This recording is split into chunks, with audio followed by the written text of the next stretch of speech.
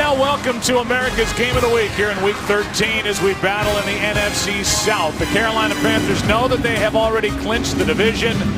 The third straight year they are division champions, but right now in 2015, Cam Newton and company looking at an undefeated season. The only team left in the NFL that does not have a loss. Carolina won the toss. They defer. The Saints start this day with the football. Glad you're with us today on Fox. Drew Brees and company will start at the 20. And so, Troy, I know that the Saints started this season 1-4. They won 3. Now they've lost 3. These are the numbers at home for Drew Brees. No team wants to come in here and play the Saints on their home turf. Yeah, especially when you're playing within your division. This is a game in Week 3 in which Drew Brees did not play. Luke McCown was the starting quarterback that game. That game anyway, came down to the wire, and these two teams know each other very well.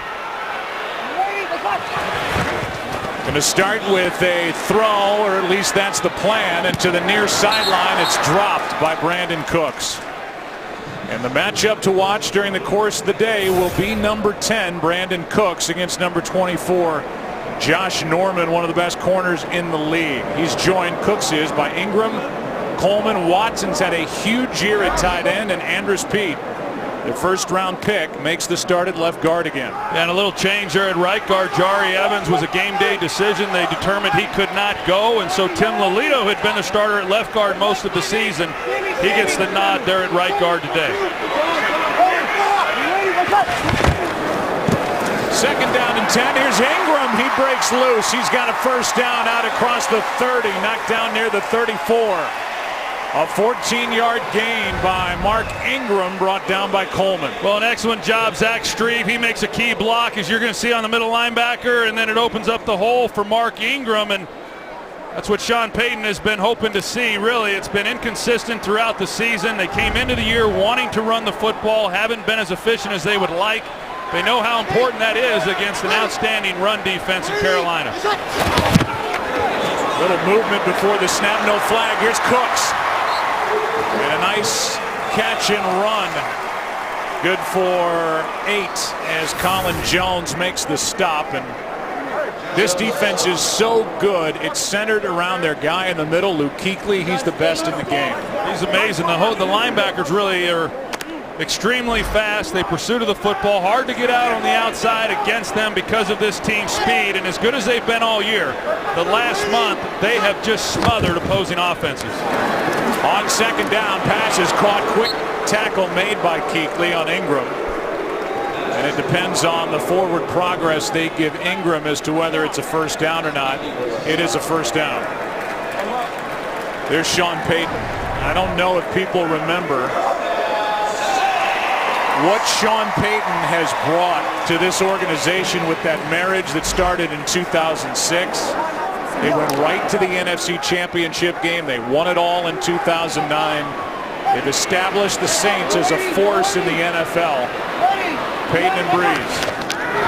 But 4-7 to start here today. A nice play made by Jared Allen. A gain of 1 as Ingram carries it.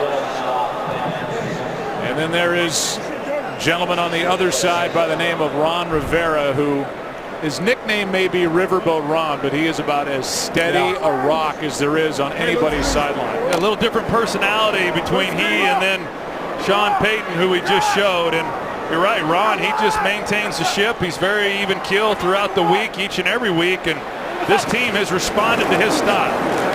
Brees, Spiller out of the backfield to target. Allen got his hand up and knocked it away.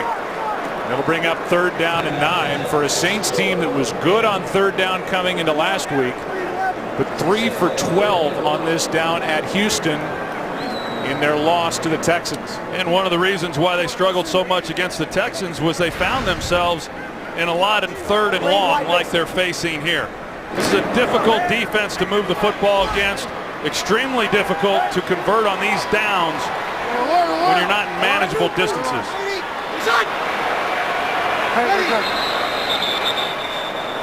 And a false start makes it 3rd and 14. False start. Offense number 17. 5-yard penalty. Third down. Out on the edge, it was the young receiver T.J. Graham who can really fly, and he will fly on out of the huddle after a false start on 3rd and 9. So 3rd and 14. As the Panthers had a lot of players up on the line of scrimmage. And they lined up before that false start, and they're back up. They bring 4 guys on the rush. Breeze finds his tight end Watson. Good play. As the tackle is made by Cortland Finnegan. His first week back. Signed off the street. Hasn't played since last year. Makes the tackle and forces 4th down. This is a matchup we're going to see a lot of here this afternoon with Josh Norman matching up on Brandon Cooks. That's what they did in that first meeting in week 3. They do an excellent job of covering the receivers down the field. Breeze has no chance other than to drop it off. And a nice stop defensively by the Panthers. 2 first downs on that first possession. Beautiful punt here by Morstead. But will it check up? And it does. Heads out of bounds near the 5. They'll mark it at the 6, and Morstead could not have done it much better. Here comes Cam in a scoreless first quarter. Today's game is sponsored by Southwest. Transparency, low fares, nothing to hide. Well, it's loud on America's Game of the Week, and Cam Newton will start. Not in the shotgun. From the 6. Hands it off to Stewart. Good start. Jonathan Stewart gets 9 for the guy who is number 2 in carries in the NFL. Number 3 in rushing yardage. And there's Greg Olsen, the tight end, but he is the top target for Cam Newton. Well, he sure is. And the tight ends have been a problem for this defense of the New Orleans Saints. And Greg Olsen had an outstanding game the last time these 2 teams met. And like you said, that's the guy who Cam Newton looks to get the ball to.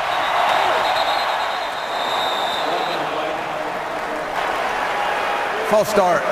Offense number 74. 5-yard penalty. 2nd down. It's Brad Allen, our referee, whose crew, just so you know, has called the 2nd fewest fouls around the NFL here in 2015. Brad, in his 2nd year, came straight from the ACC. He's in charge today. Makes it 2nd and 6.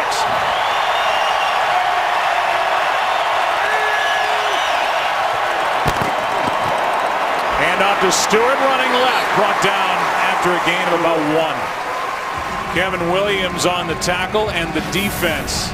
They have really struggled at the linebacker level, and they have 2 rookie starting linebackers in Anthony and Kikaha.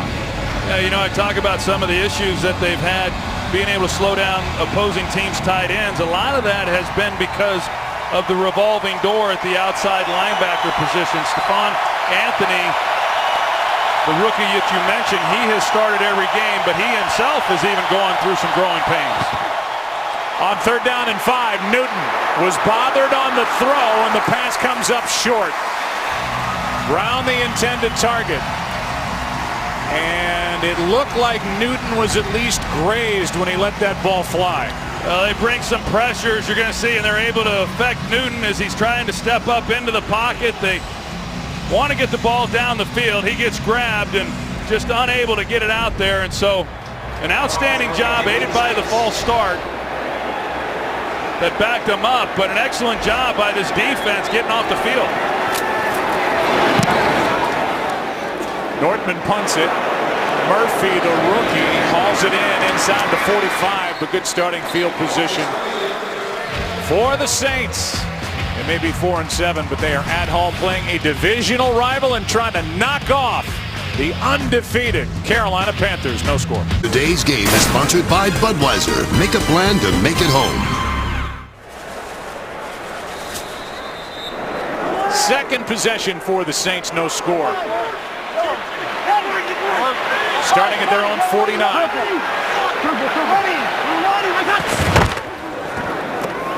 Hand off to Ingram. Not much. We'll welcome you inside the broadcast booth for the first time today to prove that we're wearing ties. I'm Joe, that's Troy Aikman, and it's going to be fun to watch Carolina. It's been fun already. in 2015. Every phase of the game's working for them. Well, this defense really is the one that sets the tone for this team, as we saw on Thanksgiving night, as well as they played. And then offensively, the only team in all of football that runs the ball more than they throw it. And then they like to take the shots, and that's something that New Orleans has struggled with defensively. 2nd and 8 to drop. Long-time target for Drew Brees, Marcus Colston brings up 3rd down and 8. You know, Drew Brees coming off that tough performance last Sunday against the Houston Texans, failed to score a touchdown offensively for the first time this season. He completed less than 60% of his passes, but I know he was excited not having faced this team earlier in the year. He's excited about this ball game today. He knows it's a challenge, but he likes the guys that he has up front. Some changes along that offensive line, a little different cast of characters that he's had in previous years. Brees well protected, throw is high but caught. This is Coleman, and Coleman with a nice catch and run. He's got a 1st down inside the 20. 31 yards on 3rd down and long, and it started with a protection for Brees. You're going to see Mark Ingram. He does a good job of recognizing it. It's right there to then pick up the blitz, and Brees able to get enough time to get the ball out to Coleman, and that's one of the guys that they were really looking forward to seeing him get some action here in this ball game today, because Willie Snead unable to go. Coleman a big target. He makes a nice play on the ball. A big game. Hand off to Ingram. You know, while you talk about an undefeated season for Carolina, and they've been terrific, they've had a couple of close calls, but they have shown their might in every phase of the game. Arizona's right behind them. Arizona a winner today in St. Louis in just a walkover. And for the Cardinals now, their record goes to 10-2. Well, I think, Joe, that when you look at this Carolina team and being undefeated, and you say, okay, if they were to win today and they lock up the division, and then how do they handle the rest of the year?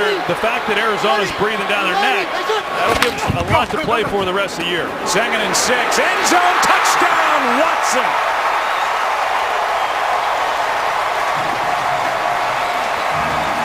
Coleman got him down there, and Watson gets him in there, and the first points belong to the Saints. What a year Benjamin Watson has had. It's a well-designed route. You can see by Ben Watson, and they run Colston through the middle, and that frees up Ben Watson then up the seam, because the safety has to go with Colston. And then Watson, once he gets in behind that zone coverage, it gives Brees a place to go with the football. And you're right, he has had an excellent year replacing Jimmy Graham. That is the first touchdown for the Saints in 20 drives. They've scored a total of 20 points the last 2 weeks combined, but a good fast start for Drew Brees against the Panthers up 7. Today's game on Fox is sponsored by Dodge. By T-Mobile, ditch your carrier and switch to the Un-carrier. And by Lowe's, hurry in today for great winter savings. The great city of New Orleans, Louisiana aerial coverage provided by Nationwide. Inside, rather calm weekend for the group here in New Orleans. Proud of it. Proud of the guys and gals that we work with, especially you. Go 10. You wouldn't be so proud of him. Yeah, Tara Lavoro, he tearing it up. Let's go down to the field and check in with Aaron Andrews. Joe, it doesn't take a genius to figure out the Saints are fired up about playing an undefeated Carolina Panthers team and a quarterback like Cam Newton. Let me show you another thing that fired them up. Cam Newton in pregame warmups, throwing balls, catching balls, even stretching, where the Saints were warming up. He even kind of walked away from his team and flat out watched the intros of the Saints. I had a couple players say, we had a shot of espresso before we wanted to play them. That was like a triple shot, watching him kind of play around in our end zone. He's having fun, no doubt about it. He's been all smiles as we play here in Week 13 for the 11-0 Carolina Panthers. Dixon The tight end gets 6. Well, it's been a good start for the New Orleans Saints. I mean, the defense on the previous possession were able to force a 3-and-out. Offensively, they come down and they get a touchdown. And we've seen Carolina win a lot of different ways, but the way they're built offensively, even though they have done it, they did it against Seattle earlier in the year, which I think was a defining game for them this season. The fact that New Orleans able to jump up on them early, I think is good, certainly for New Orleans, and putting a little pressure on this team. 2nd and 4 over the middle. That's a fastball, and it's caught by Greg Olsen, and that'll light up a radar gun. Got to Olsen in a blink. Good for 9. You see Cam Newton, he doesn't take much off his ball, even when he's capable of doing so. He likes to line it in there, and Greg Olsen, excuse me, he's able to make a nice catch on it. Among tight ends, the most catches in Carolina history for Olsen. That's his 54th catch of this season. Looked like Carolina was going to go into motion with Olsen out there at the end of the line of scrimmage, and the Saints came across. See how they figure out who it's against.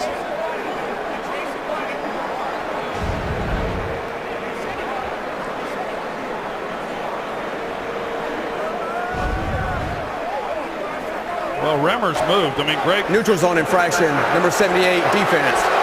5-yard penalty, 1st down.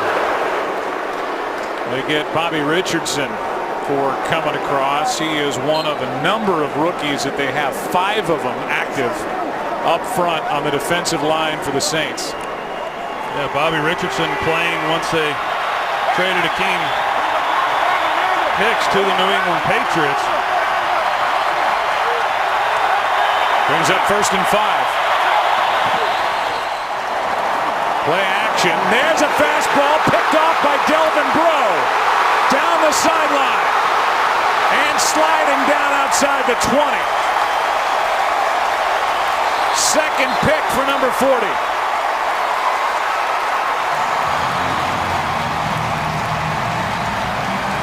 Trying to force it into Ted Ginn. Ill-advised throw by Cam Newton. And the first pick in his last 89 pass attempts. It was never there. Well, Delvin Breaux, he's playing press coverage. He just plays it beautifully, and he's in a great position. And that ball, you've got to be real careful if you're Cam Newton in that type of coverage. You got to get it out to the sideline, and Breaux makes a good jump on it. And an excellent job. His 2nd interception of the season. His story is tremendous. Delvin Breaux, the return was 22 yards to set up the Saints at the 20, up 7. Pass is incomplete for Hill, the 2nd tight end on the roster. Delvin Breaux is a guy who was all world growing up in this part of the country. He broke 3 vertebrae in his neck as a senior in high school, was hoping to play at LSU, was never cleared medically to play. So he ended up playing semi-pro ball, the CFL. The Saints signed him, and he's been one of their best defensive backs all year. He gets the early pick here. He's been a guy they've been able to count on all year. Here's Ingram. Not much. Latulele on the tackle. Back to the line of scrimmage, 3rd and 10. Well, this becomes a big possession really for both of these teams. I know, Sean Payton talked about it during the week, that if you look back at these matchups, the team that's been really good in the red zone, able to come away with touchdowns, has been the team that has won these games. Now, the offense gets the ball short field. This would be a huge win for this Carolina defense if they're able to force the Saints into a field goal attempt. Spiller in on 3rd down. He gets it, and he is tackled immediately. What a good play by Davis. And Thomas Davis, who's been through 3 ACL tears, has had a phenomenal year. Brings him down with no gain. Well, they're both just so fast, he and Luke Kuechly, that they read and recognize formations and how the play is developing. And you've really got to be on your game offensively to get anything past them. They try running a quick little pass underneath, and Thomas Davis recognizes it, makes a good open field tackle. 38-yard try by Pat Forbath. No The interception does not cost Carolina anything. It remains a 7-0 game. Saints on top on America's Game of the Week. There's been instability at the kicking position for the Saints. They started their camp with two guys, Hopkins and Hocker. Both are gone. Now Kai Forbath, who hit from 57 last week, misses from 38. Still a 7-point game, and the handoff is to Stewart. And Stewart wrapped up after a gain of 1. Back to the field goal. The snap was good. Out of the hands of Drescher into the hands of Thomas Morstead. The hold, the tilt. But a block right by Forbath. Yeah, well, they had a great opportunity to go up 2 scores and to not be able to capitalize on the turnover. You know, big for Carolina. As you said, this Saints team has had issues with their kicking game all season long, and really, you play a team that's undefeated, you've got to take advantage of those type of opportunities. They barely got set. Handoff is to Stewart. He stood up again. And the ball is out. It's a live play. And no signal. Not one official has made a declarative statement as to whether this is a touchdown or not. Stephon Anthony. Here's the call. Is not down by contact. Fumble. Touchdown. Touchdown Saints. A scoring play. It gets another look.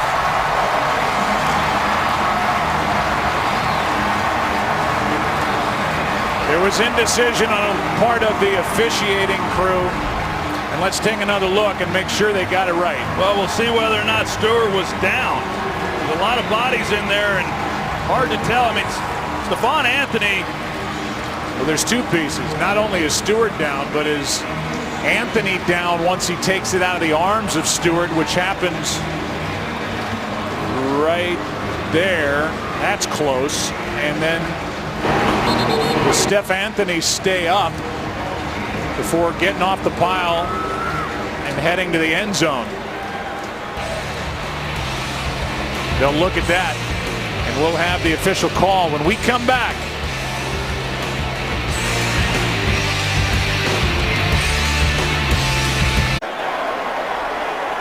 After reviewing the play, the ruling on the field stands. Touchdown. What a good play by the rookie. Stephon Anthony. Mike Pereira, what'd you see from Los Angeles? You like the call?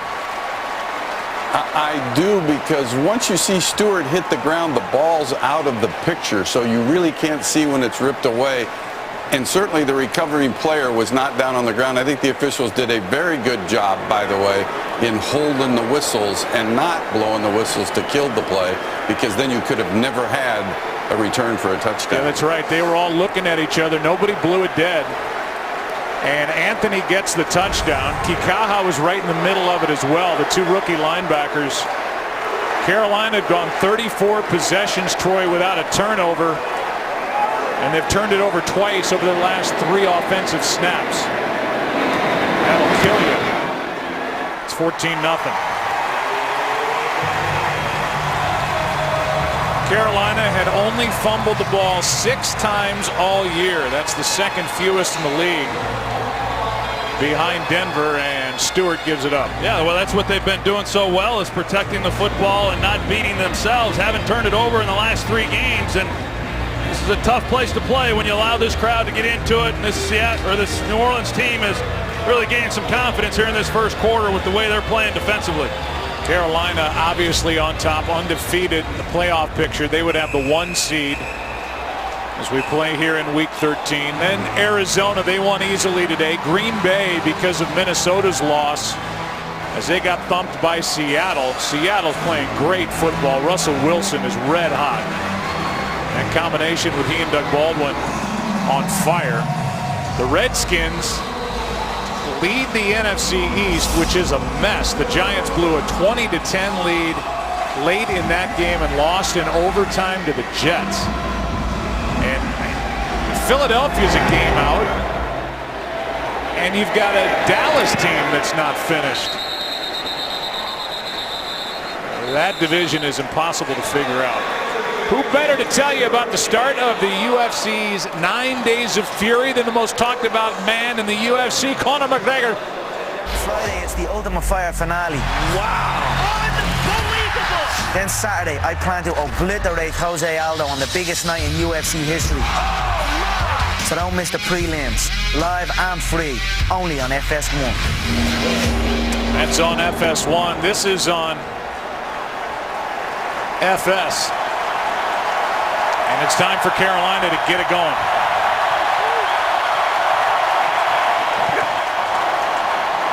Again, dropped. Delvin Breaux. You give a 4-7 team a little life here at home, and the Saints are coming at them. Well, that's a great job by Delvin Breaux already with an interception here in this game. He works through a blocker and able to make a nice tackle there. Great work by him. Second week for the new signal caller for this defense, Dennis Allen. He was encouraged after week 1, the loss at Houston. They tried to simplify.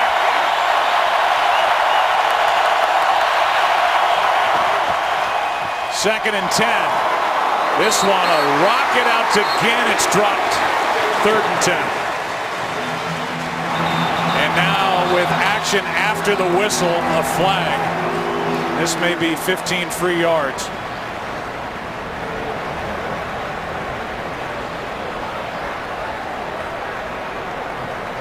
After the play was over, unsportsmanlike conduct, taunting, number 32, defense, 15-yard penalty, automatic, first down. It's Kenny Vaccaro. Talented young safety. Yeah, they have Carolina on the ropes. Delvin Breaux, they're going after him. He makes another nice play out there at corner, and would have been a long down and distance. And it's a good call. Yeah, they get Kenny Vaccaro. The league is watching these things. The officials are, and just not a very smart play. So instead of 3rd and 10, it's a first down out at the 35. Newton's going to air it out. Ginn downfield is overthrown. This is one of the best deep ball throwing teams in the NFL. The Carolina Panthers. Yeah, they run their play action. They do their things. They want to run the football, but you better be prepared for the deep shots down the field. They take their share of them, and they've been working over Delvin Breaux over there. He's been able to make some plays. He's playing tight coverage. They put Ted Ginn over there. He had 2 steps on him with a chance. Newton, pass caught by Stewart, survives a Kikaha hit. And Kikaha comes back to make the stop. But a 15-yard catch and run, and that shows you the strength of Jonathan Stewart. Jonathan Stewart has really had himself a outstanding season. Not a guy who catches a lot of passes. He breaks the tackle, picks up the first down, but you look at him, Joe, he's carrying the load now with D'Angelo Williams being gone, and he has held up, but he's close to setting a personal record on number of carries in a season. This is Carolina's biggest deficit on the scoreboard this season.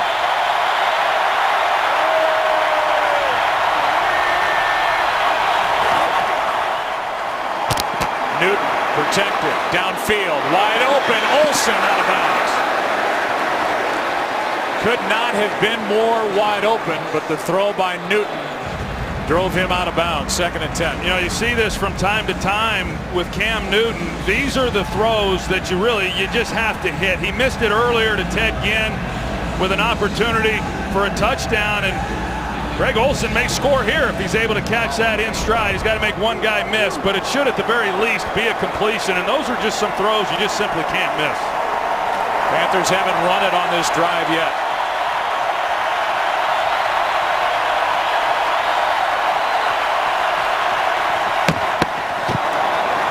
Continues. Funchess incomplete. Looking for a flag. Doesn't get it. Browner with coverage. Here's Mike Hill with a game break.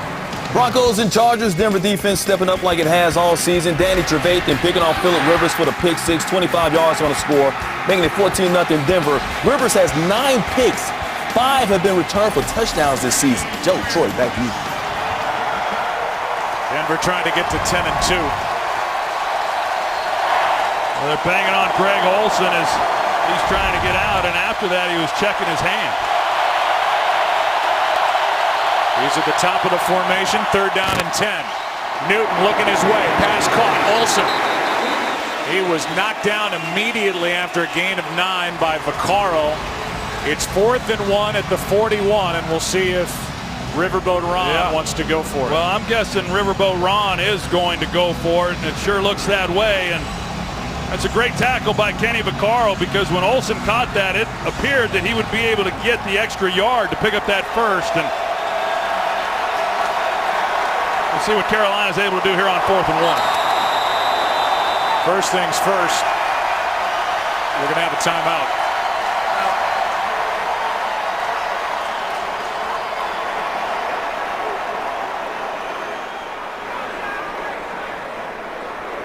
The ball is at the 41. They have to get it to the 40 for a first down with 1:33, and Ron Rivera is hot.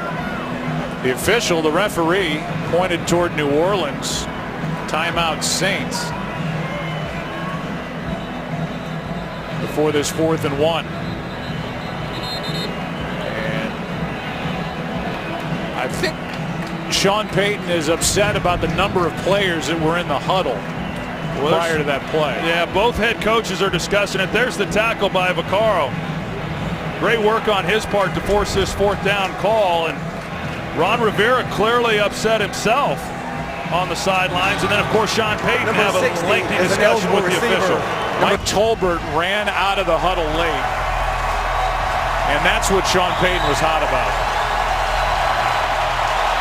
Extra offensive lineman Darrell Williams in there for Carolina, 4th and 1.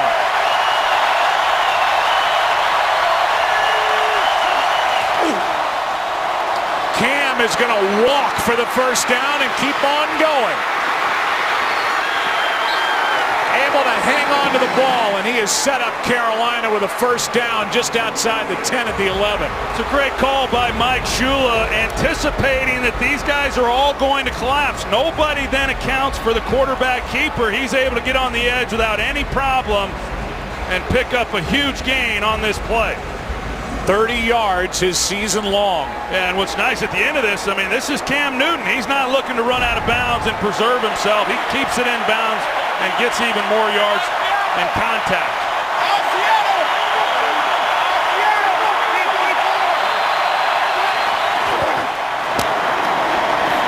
Here's Stewart. Good play made by Brian Dixon, a young corner. 2nd year out of Northwest Missouri State. And we're under 40 to play in the opening quarter. Well, Dennis Allen, when he took over as defensive coordinator, what he said they needed to start doing a better job of was communicating and then getting more bodies to the ball. They had to rally and gain tackle, and these guys are flying around, and that happens when you start creating takeaways. But that last run by Stewart, it was great pursuit by this Saints defense. Allen, a former head coach in this league with the Raiders. 10th play of this drive. Newton keeps it. Pass caught by Conchery, and there to make the stop is Kyle Wilson. And that's how the first quarter will come to a close. A loss of 3. 3rd down when we come back. 14-0 Saints back after this from your local Fox station. Big 3rd down here for Carolina on America's Game of the Week. 3rd and 11.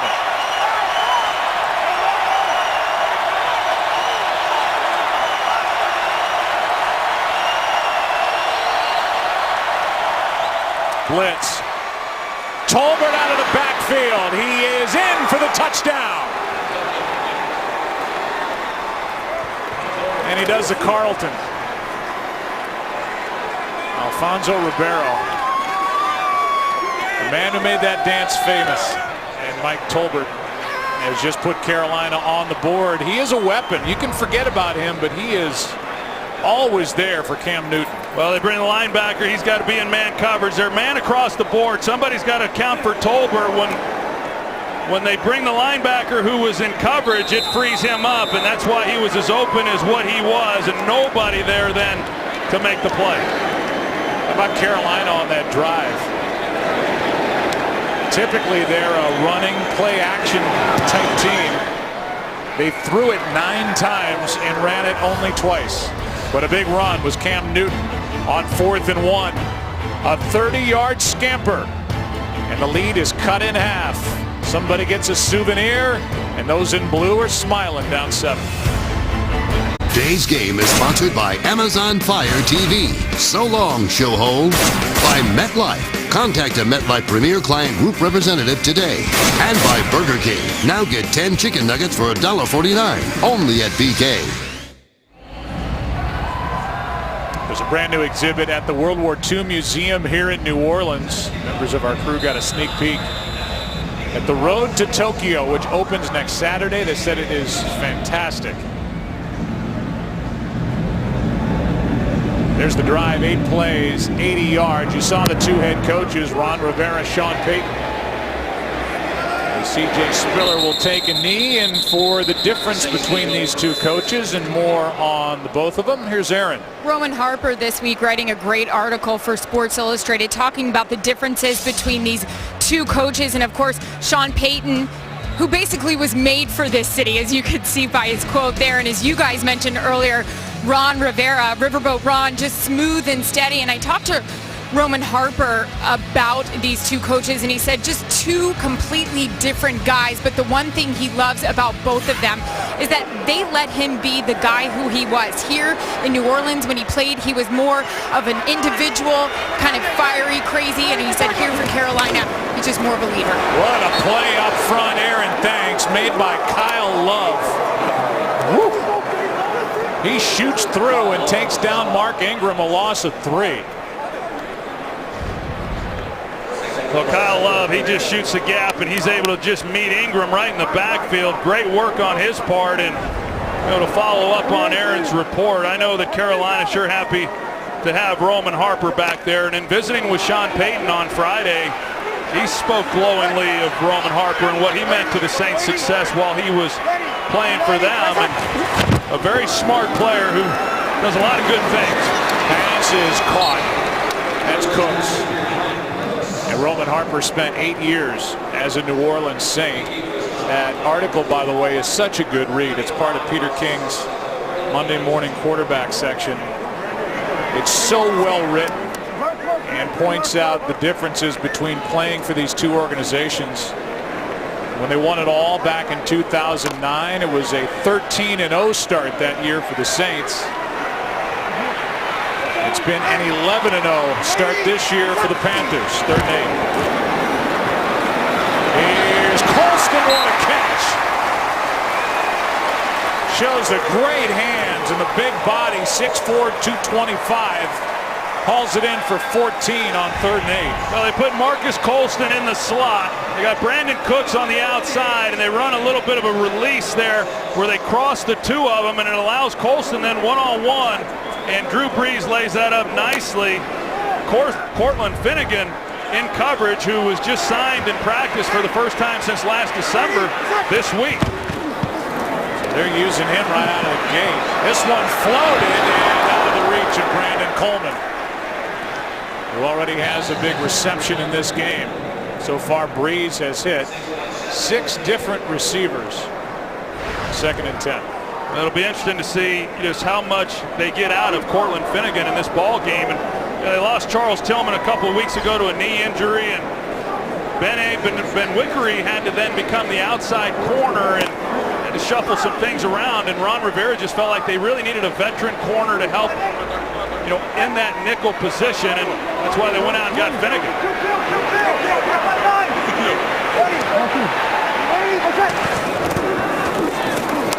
Breeze steps through some trouble over the middle's got Watson for a 1st down.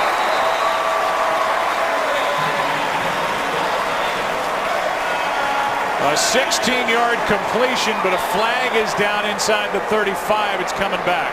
Holding. Offense number 65. 10-yard penalty. 2nd down. Senio Clemente, who is in there now up front. And he is now playing right guard after the Saints started this game with Tim Lolito.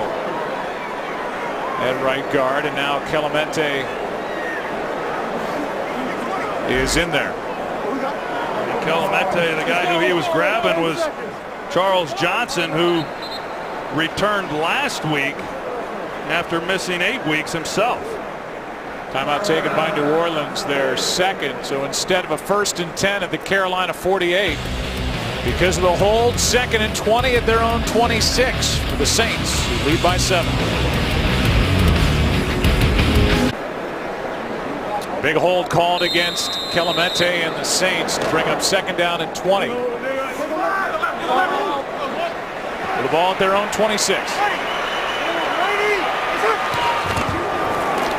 Breeze protected. Ingram, who has added this part to his game, just spinning his way for a couple of extra yards. Went around Thomas Davis, and Kurt Coleman got 7. Never really known as much of a threat out of the backfield catching it. New story in 2015. Well, you don't see this very often. You see Kurt Coleman, Thomas Davis had a shot at him, but at one time there was about 9 Carolina Panthers around Mark Ingram, and he made a couple miss, but he wasn't going to get very far. This defense has been fun to watch all season. The 3rd long ball game. Pass is juggled, caught, and that didn't work. T.J. Graham on 3rd and 13 gets 1. Mike Hill standing by with a game break. Hey, no Gronk, no Edelman, no problem. Danny Amendola's back for Tom Brady, 11-yard touchdown catch. Brady passes Dan Marino for 3rd on the all-time list with 422 passing yards and touchdowns. 14-0 New England.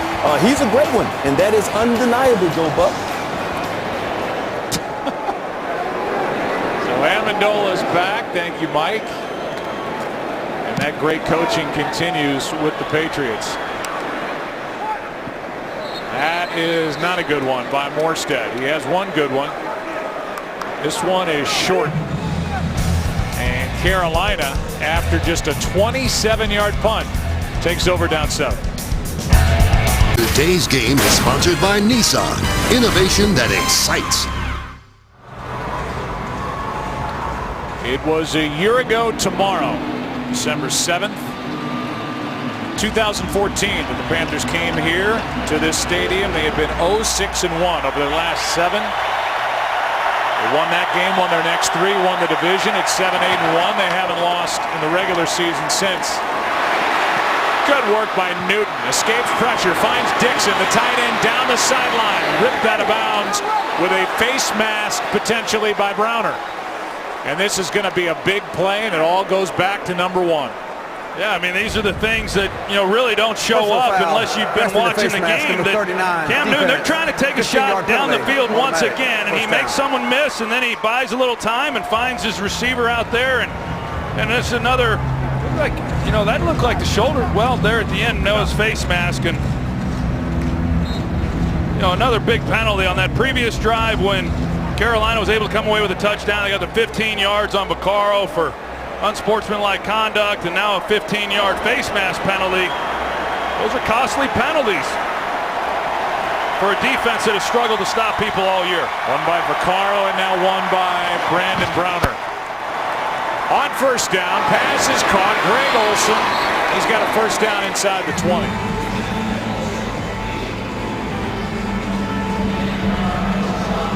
You see Greg Olsen, they use him in a lot of different ways. They'll split him out wide, they put him there in the slot, and he runs the crossing route. Cam Newton finds him a big target over the middle.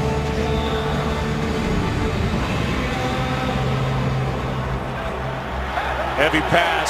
That's not like them either, but they have definitely leaned more on the passing game here in this first half. No team runs it more than the Panthers this year in the NFL, over 50%. Newton is going to be sacked back near the 30. Brought down by Cameron Jordan, and hopefully Newton's okay as he went down awkwardly. Sack number 8 for Jordan. Really a great job by Cam Jordan, because Cam Newton had a lot of places to run. He was the only one who really was able to get back there, and normally you'll see Newton be able to elude that guy and spin out of it, but Cam Jordan zeroes in on him and makes the play. You see every Panthers fan worried about how Cam Newton is feeling right now. First sack for the Saints. was potentially a season-changing sack. A little gimpy is Newton, who steps into it, fires a strike. Ball is dropped. That's a catch and fumble. Vaccaro, as Olsen couldn't hang on. Dixon knocked it out, and Vaccaro was there for the recovery. And this, as of right now, is a second fumble of the game, third turnover for Carolina. It looked like Dixon, when he was coming in to make the tackle, he was able to get his right hand on the ball and knock it out. No, Greg Olsen looked like maybe it just came out of his hand. I don't know if Dixon actually got his hand on there or not to force the fumble. But now Carolina turned the ball over 3 times now here in this first half. Cam is still feeling the effects. He was hobbling around before that snap was made in the shotgun. He was bouncing around on one leg like he was uncomfortable really putting much pressure on his foot. Third turnover over the last 18 plays for the Panthers. Here's Ingram, and he lost the ball.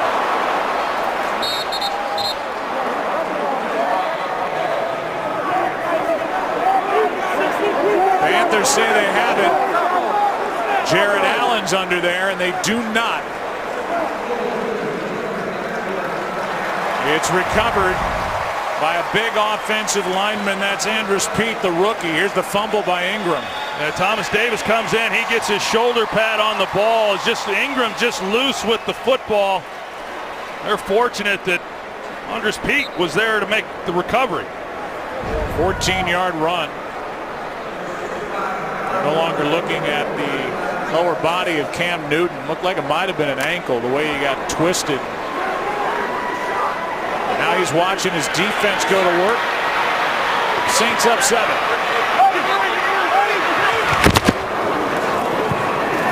Hightower. 2 yards. Let's go back to that sack by Cameron Jordan on Cam Newton. Well, here's the play that whatever happened to him is when it occurred, and Cam Jordan, he lands on the back of his legs, and then here's the snap before when he's bouncing around that left foot, and like he didn't want to put much weight on his right foot, and then he's getting checked out now to see what all's going on. I kind of think it's the left. I don't know if he was hopping on it to try and stretch it out. Either way, they're looking at him on 2nd down and 8. Breeze downfield, too far for Cooks. 3rd down and 8.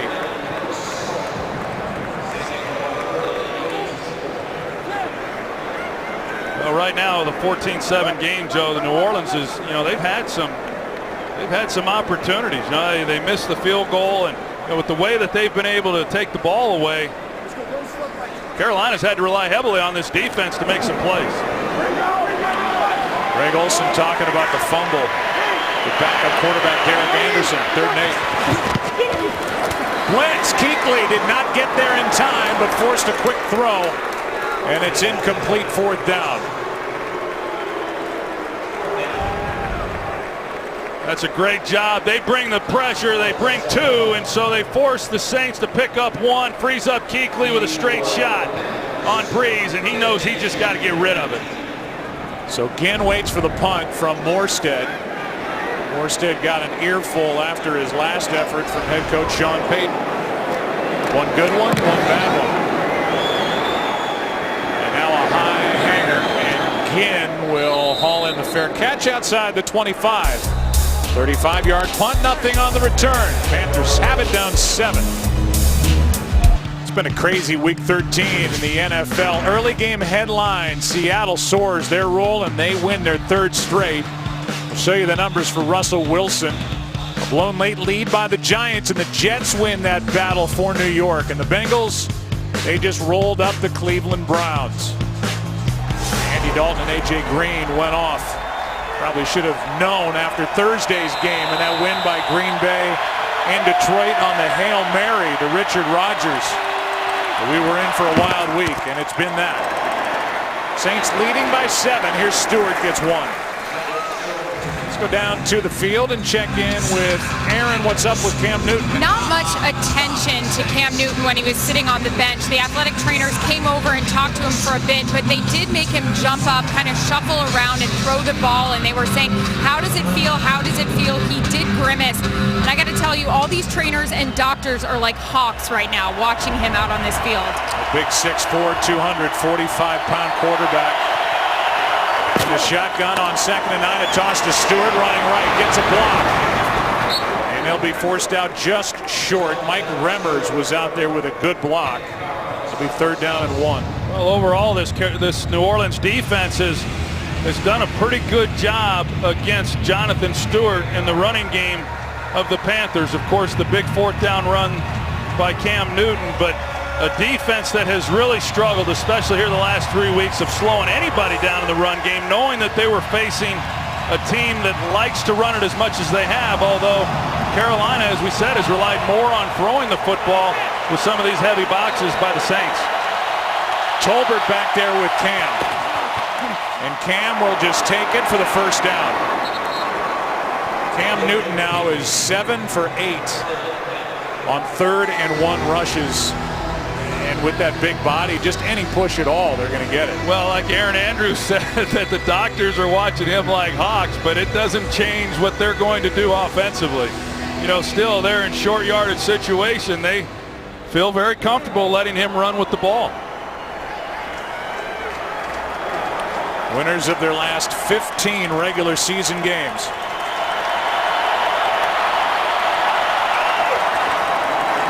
On 1st down, Newton has Tolbert. Tried to make a move and slipped. Still picked up 6. Anderson taps him down. James Anderson got the start at weak side linebacker as the Saints again are without Donnell Ellerbe. Made the trade with Miami, gave up Kenny Stills, who was their number 2 receiver, to get him, but Ellerbe's only played in 4 games, now out with a hip. Yeah, I know coming into this year they had some higher expectations for this defense, a group anyway, that struggled a year ago, and really in almost every defensive category they're worse this year than they were last season. On 2nd and 4, Dixon, 1st down. Dinkin and Duncan their way down the field, and here's Mike Hill with another game break. Struggling Eagles trying to keep it close against the Patriots. Sam Bradford to Zach Ertz. Look at that catch. Laying out for it, 5 yards, gets him 6, his first of the season. Cutting that lead in half, 14-7 Patriots in the 2nd. Joe, Troy, back to you. Well, they're right there. The Eagles are 4-7 coming in. The Giants in front of them are 5-7. The Redskins 5-6 in first place. Here's Stewart. He's averaging 3.4 yards per carry. Before that, as he gets 7, brought down by the rookie Anthony. Yeah, now they start relying on him a little bit more, and he'll get going. And as I said earlier, I really like Jonathan Stewart, his style. He's a tough runner. He's got good vision. He's explosive. He's powerful. The big key, and Ron Rivera knows it, is just keeping him healthy. And I think if you look at whatever happens over the next few weeks, and if Carolina's able to lock something up with a couple games to go, I would expect him to start being rested a little bit more. They clinched the division here today. Handoff is to Tolbert. And Tolbert has got enough for another 1st down. That's 3 straight division titles for Ron Rivera and the Panthers. Yeah, and prior to the Panthers doing it last year, no team in the South, when they formed that division, was able to win back-to-back titles within the division. So that would be quite an accomplishment for Ron Rivera in the year that they've had this season. Here we go. With Atlanta's loss earlier, Panthers have the division in their pocket. Trying to go to 12-0 here today.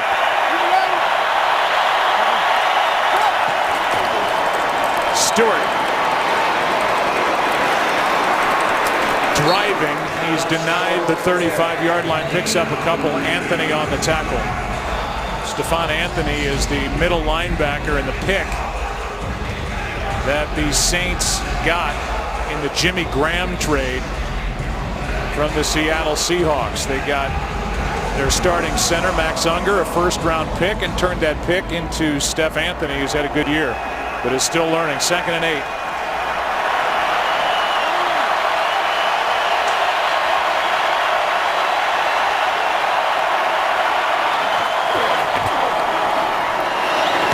sideline pass bobbled but caught out of bounds. And with the bobble, no completion again. 3rd and 8. Well, Brian Dixon matched up one-on-one. They've got a shot, and that's just one that Ted Ginn, he has to be able to catch. I don't know. It's close. It's close as to whether or not he had possession. We'll see whether or not. I challenge. Ron Rivera wants to challenge this call. And he is. He just threw it. That's a catch to me. Rivera is 4 for 8 in challenges, so he's not scared to throw that flag. No, that's an area for Ted Ginn where he's had some problems. He's got 7 drops on the season, 2nd most in the league, and what should have been Carolina a routine play. is challenging the ruling on the field of incomplete pass. Close. It's a matter of whether or not he had possession, and if his left toe dragged. I think that's a catch. I do too. We'll get the call when we come back. Let's get the call. After reviewing the play, the ruling on the field has been changed. The receiver did complete the catch with both feet in bounds. Therefore, it is a catch. We have placed the ball at the 27-yard line. 1st and 10 at the 27 on the hash mark closest to the Saints bench. Carolina is not charged a timeout. The game clock will start. There were no shortage of sideline referees along the Saints sideline to help with the call, but that's a good overturn. Rivera's now 5 for 9. Coming into this week 13, the only head coach that had challenged more this season was Bruce Arians. So the top 2 records in the NFC, their head coach is not afraid to give it another look. And with the clock winding at 2:35, 1st down at the 27. Hand off to Stewart. What a good move. And Jonathan Stewart sets up 1st and goal. And if the Panthers want, they can let it wind down to the 2-minute warning. Well, Ryan Khalil, their center, he pulls out. You can see the job that he does. And then, of course, you've got Jonathan Stewart, who it's one-on-one, open field. He makes a miss, and just a good job of executing a running play by this Carolina offensive front. Running game is kicking it into gear for the Panthers. 1st and goal, 2 minutes left. Get apps, videos, and more at itunes.com/NFL. 14-7 Saints, 1st and goal from just outside the 5 for Carolina.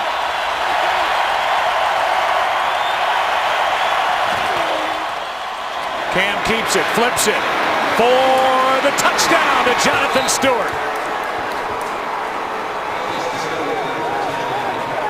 Stewart is in, and with the extra point to come, a chance to tie it for Carolina as they have climbed out of a 14-0 hole. Nice little play there by the Panthers. Yeah, that's blocked up well. They use Greg Olsen. He blocks the edge right here, and then as Cam Newton comes down, it's just one-on-one. This is option football, and Jonathan Stewart able to get the pitch and put it in. Not that easy to flip it or pitch it left-handed like that. Newton did. Tested Stewart, who had to kind of spin around to catch the pitch. And then rumble into the end zone. But the extra point is blocked. This is Anthony. He's all alone. This is worth points. 2 of them for the Saints as they add to their lead.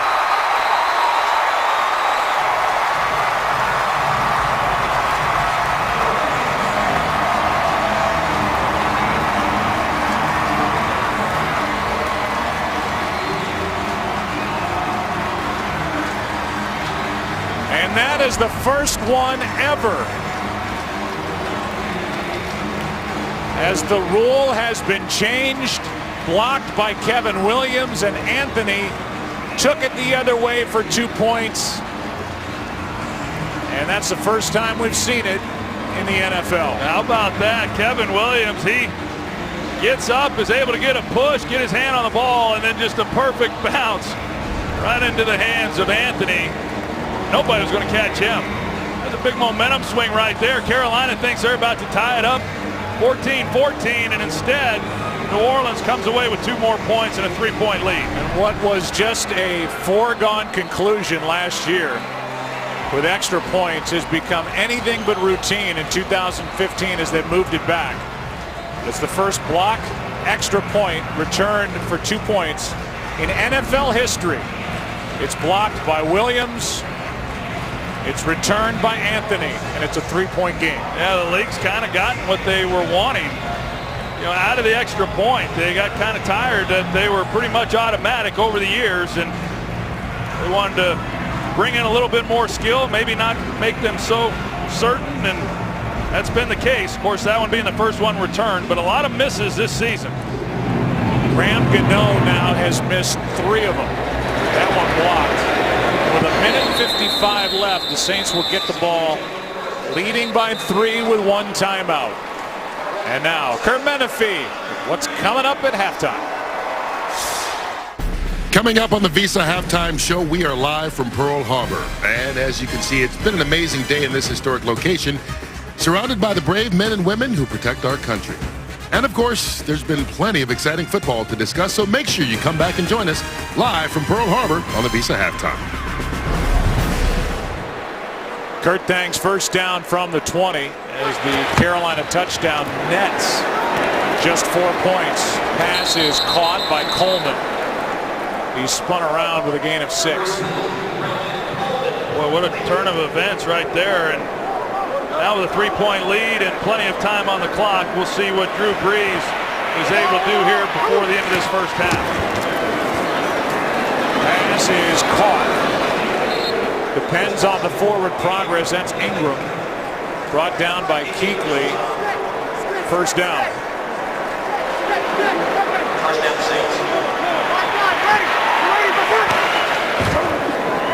Delayed handoff to Ingram, trying to get out of bounds. Cannot get around Ben Wickery. Good play and a good tackle by number 25. Sure was. I think he's had himself a nice season. You know, Josh Norman, Luke Kuechly, those guys, they get all the attention, but Ben Wickery has quietly gone about having an outstanding year himself. 2nd and 11. Brees, pass caught. That's Watson. 3rd down coming up. 3rd down and 3 after the completion to Benjamin Watson, who has a touchdown in this game.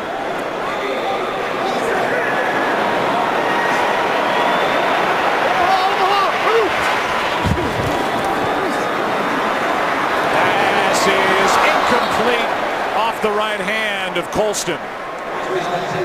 And he was covered well. Finnegan was back there.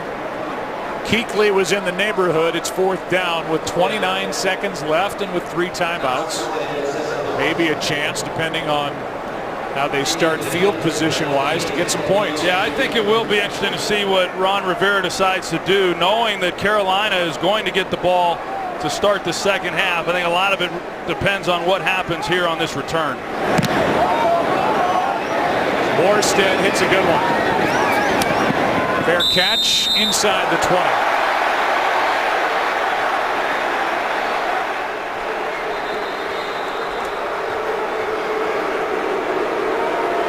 Let's take another look. This is why the crowd was reacting. Williams with not just 1 but 2 shots on T.J. Graham, but no flag. The Walter Payton NFL Man of the Year Award, presented by Nationwide, has a long history of honoring players who have significantly impacted both the game and their communities. Each NFL team nominates 1 for the award, and 3 finalists will be announced in January of 2016. For Carolina, Greg Olsen. For the Saints, Benjamin Watson. 2 tight ends. That's going to be it for the half. Well, I'll tell you, Joe, on that award, it's a great honor for whoever ultimately receives it, but it highlights the guy from each team that is doing a lot of good in their community. 2 good citizens. Greg Olsen, Benjamin Watson. Good game. The undefeated Carolina Panthers down by 3. We've seen history in this game. Saints lead by 3 at the half. Back after this. Today's excitement brought to you by Nissan.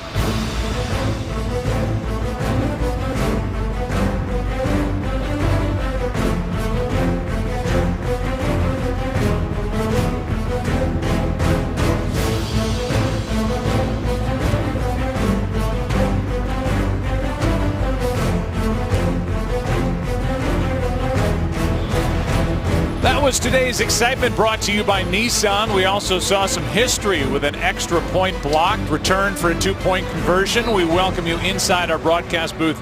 I'm Joe Buck along with Troy Aikman, and here's Carolina undefeated. They've turned it over 3 times, had an extra point blocked for 2 points. They're down only 3. They're in a good spot here. Yeah, you know, as much as you said that went against them there in that first half, I've got to believe they feel good, relatively speaking, you know, only being down 3 points and then to get the ball to start this second half. So, you know, things couldn't have gone worse for them, and we'll see if they're able to battle. They've been in tight situations before. As I said, they've won a lot of different ways. This isn't new territory for them. Look, these guys are paid to play this game, but I've been impressed with the fight by the New Orleans Saints. The defense has really come to play. And for the now coordinator, Dennis Allen, second week calling the plays, he's got to be thrilled. This is as good as his defense has looked in a while. Here's Fozzie Whitaker on the return for Carolina.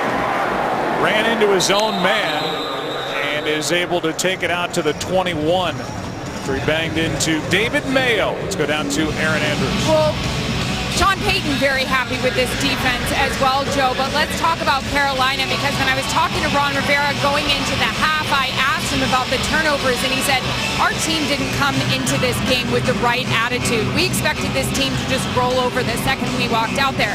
I then tried to talk to him about why the running game got it going towards the end of the half, and he started saying blocking may have helped, and then he said, no, that's not even it. We just weren't even ready to play. I said, will you address it? And he said, you better believe it. Well, let's see how they come out of the gate here in the second half. Aaron, first down at the 21. Here is Stewart with Newton riding his hip, a gain of 3. And now a flag is thrown in the secondary around the 30. Yeah, that came in awfully late, too.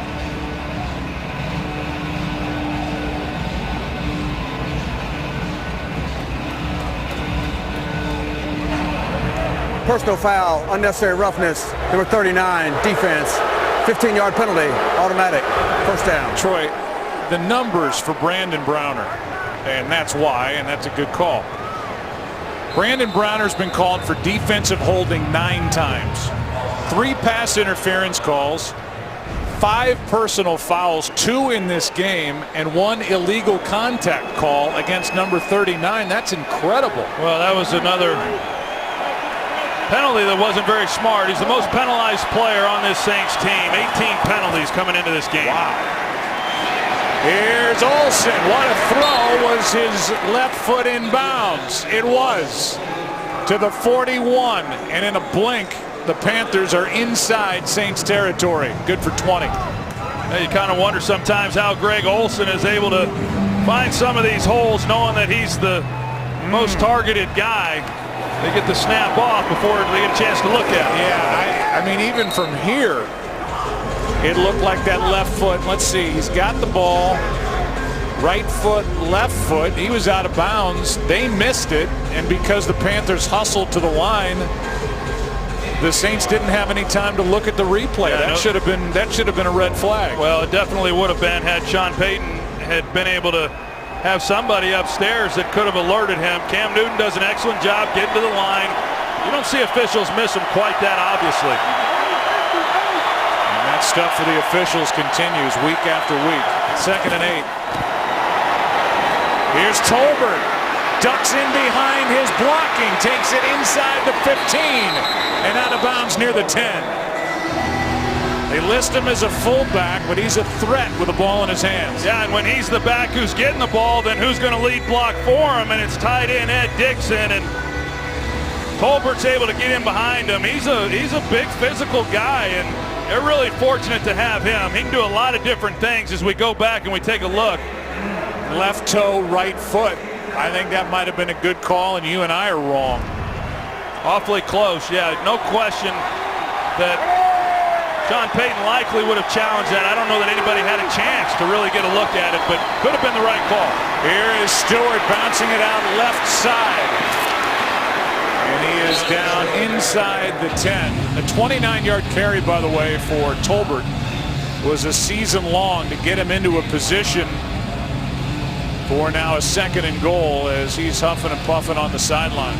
Well, like I said, guys like him are invaluable. He's a lead blocker. They can throw him the football. He's a one-back guy. He can block. He's good pass protector. He pretty much does it all. 8th year out of Coastal Carolina is Tolbert. Here is Stewart, and he is bottled up, has to force his way back to the line of scrimmage. But the running game has been progressively getting better for the Carolina Panthers, and that's how they win football games. Yeah, they came out, they opened this game up throwing the football, and then in that 2nd quarter they started getting back to really what they're about, running the football, and Jonathan Stewart started to see some holes. We'll see now what the Saints are able to do on 3rd down. As we talked about, making stops here, not giving up touchdowns, become big. Saints playing without Delvin Breaux. Injured in the first half. Pass is incomplete, but a flag. As Ted Ginn was hollering after the play. Jarris Byrd is on him, a hold, and that'll be an automatic 1st down. Well, it's Brandon Browner who's got the contact, and Holding. Defense number 39. you see as Ginn's trying to come out of the route. Automatic. 1st down. Browner has his right hand up there on his chest, and the officials make the right call. That is the 10th defensive hold called against Brandon Browner this season. There's Ricky Prohl. What a fantastic receiver he was in his time in the league. Receivers coach talking to Ted Ginn. He's done a job with these guys. He was a technician when he played. Here's Newton keeping it, faking it, running it to the end zone, gets a hit, and does not get in. And he got thumped. Maudie, the linebacker, is there. And let's take a look at this hit as he was coasting. It was helmet to helmet. Newton, the runner. Yeah, I don't know that Cam Newton was expecting contact, to be honest with you, Joe. He came out, he kind of slow plays it here towards the end. It looked like he thought he was just going to go in without any problem, and here comes Maudie, and he lays one on him. I mean, that was a big-time collision, not one that the Carolina coaches want to see. Sean Payton's looking for a flag. I'm with you. It looked like Cam Newton was coasting. Here is Stewart, but timeout called prior to the play by Carolina. Charge timeout. Carolina, they're first. Sean Payton is still livid. And I don't know what it is that he's arguing about, but whatever it was, our referee, Brad Allen, wasn't buying it. And now he's going to challenge. New Orleans is challenging. There were 12 players in the formation prior to the snap. And now a challenge. We'll get the call. Newton's thinking he might have had the touchdown. Coasted, got popped. And we'll check the call and get it when we come back. Today's game is sponsored by Southwest. Transparency. Low fares, nothing to hide. By the Ford F-150. Every other truck is history. And by State Farm. It pays to double check. Talk to your agent today. Let's take a look. 12 men not in the huddle only, but at the line of scrimmage. And interestingly enough, a timeout was taken by Carolina, which allowed the challenge. You can't challenge, as we checked in with Mike Pereira, how many men were in the huddle, but it didn't matter. There were 12 men out on the field lined up. Well, Sean was upset because they didn't make the call on 12 men in the huddle. He was trying to get their attention the entire time. After reviewing the play, on the previous play there were not 12 players. Therefore, there is no challenge, there is no timeout. 1st down. I don't understand that call. Here's Mike. Here's the huddle, and that's what we think, Mike, he was complaining about. But then 12 men lined up, and the timeout occurred. What'd you see back in L.A.? Well, really what happens is if you widen this out, timeout was called before this snap, period. So you didn't have a penalty, and he did want to challenge 12 in the huddle, but 12 men in the huddle is not reviewable. In the formation, yes it is, but really it's a nothing play because the side judge at the top of the screen was shutting down the play before the snap anyways. So the timeout by Carolina, no play, no penalty, and now Stewart is hit behind the line of scrimmage as these Saints keep playing. It'll bring up 3rd down and goal. A loss of 2. Well, Mike Tolbert's going to be the lead blocker, but you're going to see Vaccaro, who he comes up and he just takes him right on, and he gives Stewart just nowhere to go with the football. That's great work by the Saints defense, and Vaccaro coming up and laying the wood. We'll see if the Saints can make Cam Newton pay for that effort heading toward the end zone a couple of plays ago.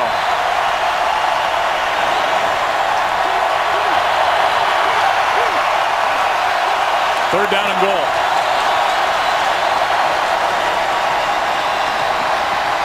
Good protection. Flag is thrown. 2 of them are down. Pass is caught in the end zone by Jonathan Stewart, but there are flags all over the field. There's a hat down. Holding. Offense, number 74. 10-yard penalty. Third down. See the hat in the back of the end zone, and 2 flags are thrown for a hold on Mike Remmers. But I'll take you back to what you pointed out. I saw the same thing. Cam Newton 3 plays ago was running for the end zone, was going to coast in and just sneak in the front door, and he got popped right here by Maudie. Newton never saw it. Yeah, if he goes low, you know, I don't know if he didn't see him or he just didn't expect it, thought that I don't know. But if he goes low, if Cam Newton does, he scores pretty easily on that play. Now it's 3rd and goal from the 13. End zone, wide open, touchdown Ginn. And the potential touchdown run doesn't matter. It turns into a touchdown pass on a laser from Cam Newton. They just completely lose him into the end zone. You see Cam Newton, he wants that ball. He's going to go give it to one young kid here in the stands. That's his Sunday giveaway. Watch this route here and the job that he does. They turn him loose back here. He just runs right by him and gets into the back of the end zone, and hard to believe. Again, touchdown number 5. And it's a 20-16 lead for Carolina as Cam Newton now with 2 third-down touchdown passes. On America's Game of the Week, the only undefeated team left in the NFL here in Week 13 leads by 4. Cam Newton moments ago just jogged off the field into the locker room. Derek Anderson is getting loose. We're wondering, we'll try to get confirmation. Aaron's down there obviously. If it's for that helmet-to-helmet hit, going through maybe a concussion protocol after that hit by Michael Maudie. What followed was a touchdown throw to Ted Ginn for the lead. And the first lead of the day is enjoyed by Carolina. It's 4 points. Meanwhile, we've talked about all the penalties against Brandon Browner. Here was one for a personal foul after the whistle, after the play. Here's a defensive hold, which was called his 10th of the season. And then Brandon Browner and Dennis Allen, the new coordinator, just stood chest to chest with him. And that came after the touchdown pass because it was Brandon Browner who was standing there that let Ted Ginn go right by him on 3rd and goal for the touchdown. Here's a near interception by Ben Wickery as he stepped in front of Brandon Coleman. Boy, they don't miss on many opportunities like that either. 18 interceptions coming into this game, leading the NFL. They've been a takeaway machine this season, especially here in the last month. And Ben Wickery, he has a great opportunity. They don't come much easier than that. This Carolina team today is -3 in the turnover battle, but leading by 4. The Panthers have erased a 14-0 Saints lead. On 2nd and 10. Breeze had it hit, and that was the right hand of Charles Johnson.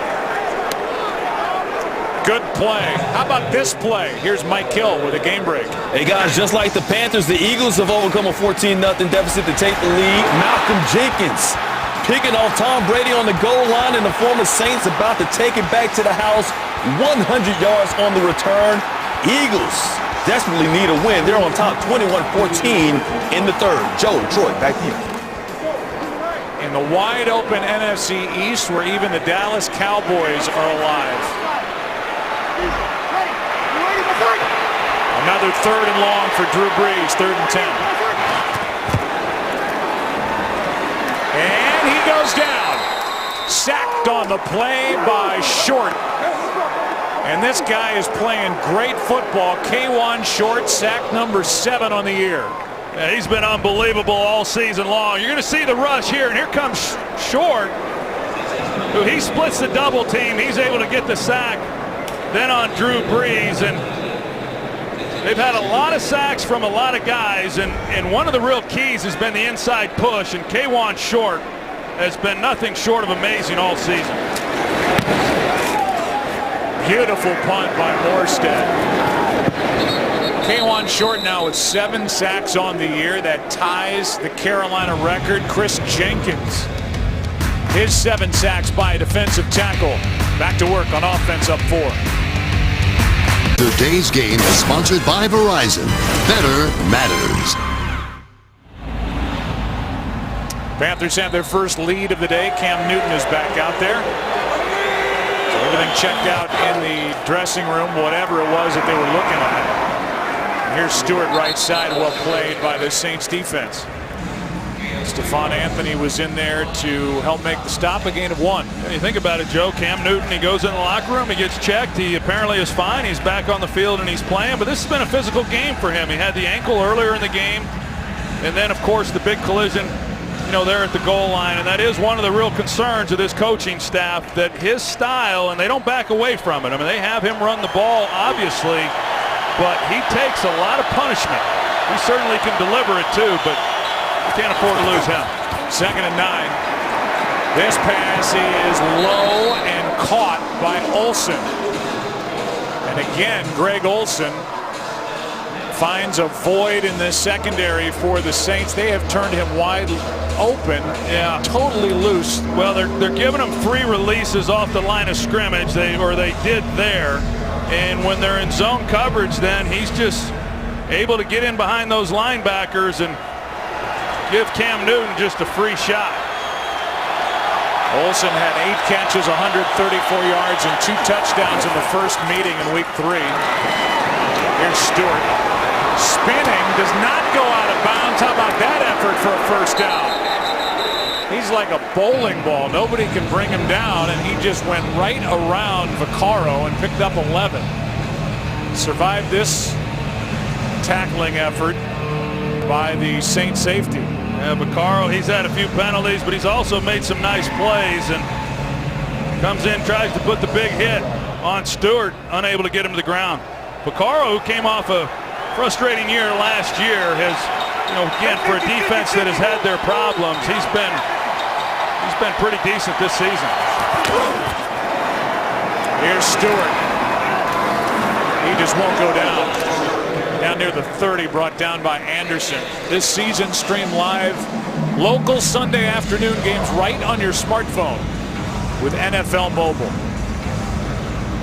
I liked what longtime owner of the Carolina Panthers, Jerry Richardson, told us before the game.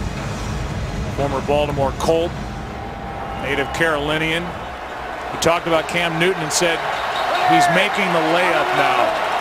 He's willing to take the underneath stuff, not always looking for the big home run. And he's such a threat with everything he does. He keeps it here. And he will run for an easy first down and hop out of bounds inside the 20.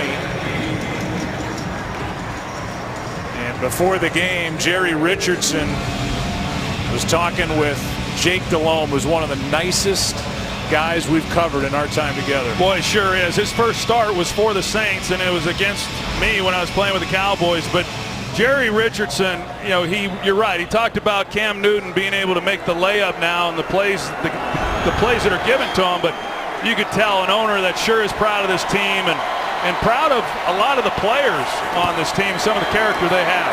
Here's Fonzie Whitaker right side with blocking in front of him. He's got a first down and sets up 1st and goal. Jerry Richardson is a flanker playing for the Colts. Caught a big Johnny Unitas pass in that championship game in 1959 against the Giants and used that bonus money to invest in Hardee's and start to build up his net worth. And when he took over as the Panthers owner, when they got the expansion franchise in October of '93, became the first ex-player to own a team in the NFL since George Halas. As Newton on 1st and goal is brought down behind the line of scrimmage by Bobby Richardson, a loss of 5. Well, 2nd down and goal. Yeah, it's quite a success story for Jerry Richardson and what he's been able to accomplish in bringing the NFL to Carolina. And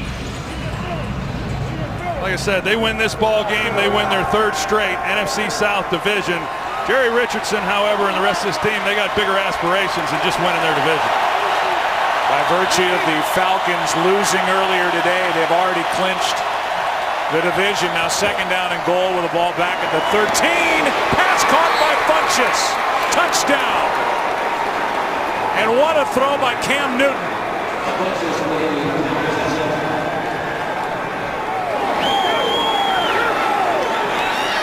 Just on a line into pretty good coverage. Touchdown, Carolina. Well, this is an absolute laser that he throws. Brandon Browner in coverage, a great release off the line of scrimmage, and Funchess, he came on about 4 weeks ago against the Green Bay Packers, and he's played awfully well. Does an excellent job capping that drive. He stepped in when Corey Brown missed a couple of games with a bad shoulder. Doesn't matter who you give Cam Newton on the outside these days. He finds him, he hits him. 27-16 Panthers. Under 5 to go, 3rd quarter, and the Carolina Panthers are trying to make it 12-0. They trail at one point 14-0. They have taken this game over since then. Up by 11. This is Spiller. Knocked down at the 23. This weekend, as we pay tribute to the events at Pearl Harbor and honor those who selflessly serve our country, Fox Sports is proud to support Folds of Honor in its mission of providing educational scholarships to families of military members who have been killed or disabled while serving our nation. For more information, visit foxsportssupports.com. There is Tom Benson. Tom Benson, who was a Navy man. Served in World War II on the USS South Dakota.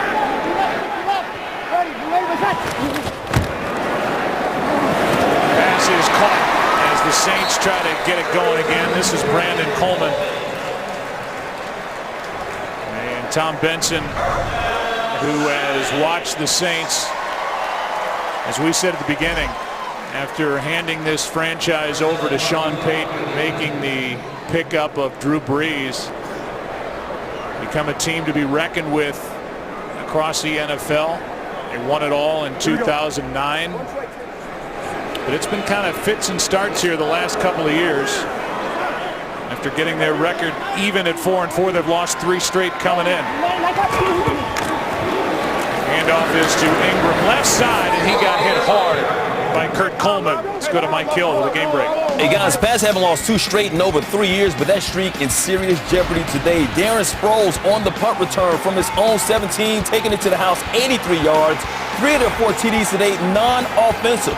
28 unanswered for Philly. They're up by 14 in the 3rd. Mike, thanks. Movement, whistles, flags.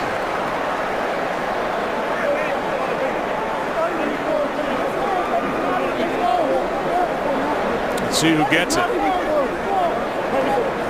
Neutral zone infraction, number 94, defense. 5-yard penalty. Second down. Steve Horn, our editorial consultant, reminds us that on December 7th, 1941, that fateful day, the attack in Pearl Harbor, it occurred at 12:55 Eastern Time in the afternoon. There were games that were going on in the NFL at that time. Here's a 2nd and 3, and they do it again. That's the easiest first down if it's against Ely. Yeah, they may have gotten Ely again. He comes into this game with sacks in each of the last 5 games. He's trying to get another. 93 defense. 5-yard penalty results in the first down. They got the wrong guy, at least number-wise. They said 93. Ely is the one who gets Cam Newton trying to pump him up. It's a first down by penalty. Back-to-back offside.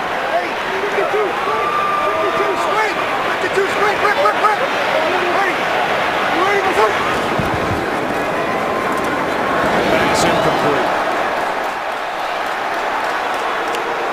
When those games were going on in the NFL on December 7th in 1941, after that attack just before 1 o'clock in the afternoon Eastern Time, public address announcers at games told service personnel to report to their units. At the Redskins game at Washington's Griffith Stadium, high-ranking government and military figures were paged. The attack, however, was not announced. There weren't even transistor radios that were in the stands by that point, so that was withheld. Imagine what that must have been like in those stadiums in 1941. Here is a fake toss. Breeze backs up. Down the middle. Got Cooks. Saints back in it. Touchdown, New Orleans.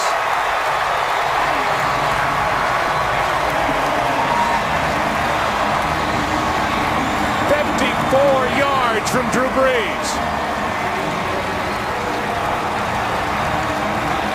Brandon Cooks has only had 2 catches in this game prior to that touchdown reception. Josh Norman has been on him most of the time, and so they line him up right here where Josh Norman's going to be. They motion him across. Drew Brees knows immediately that it's zone coverage. Nobody goes with him, and they turn him loose down the middle of the field, and just a busting assignment on the back end by the Carolina Panthers. And now going for 2 are the Saints. They are 0 for 3 in this category this season. They have a 2-point conversion. It came defensively on a block extra point. Doesn't count for this offense, trying to cash in here and make it a 3-point game.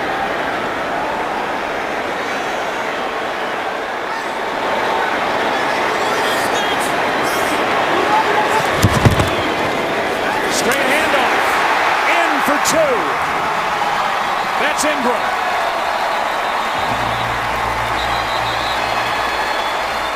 And this is now a 3-point game at 27-24. With under 3 to go in quarter number 3. This is Brandon Cooks from 54 yards away. And then Ingram. The gap is closed to 3.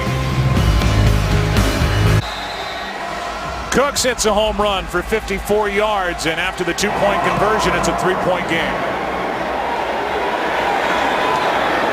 This is Webb that dives in front of Whitaker to make the catch and a knee.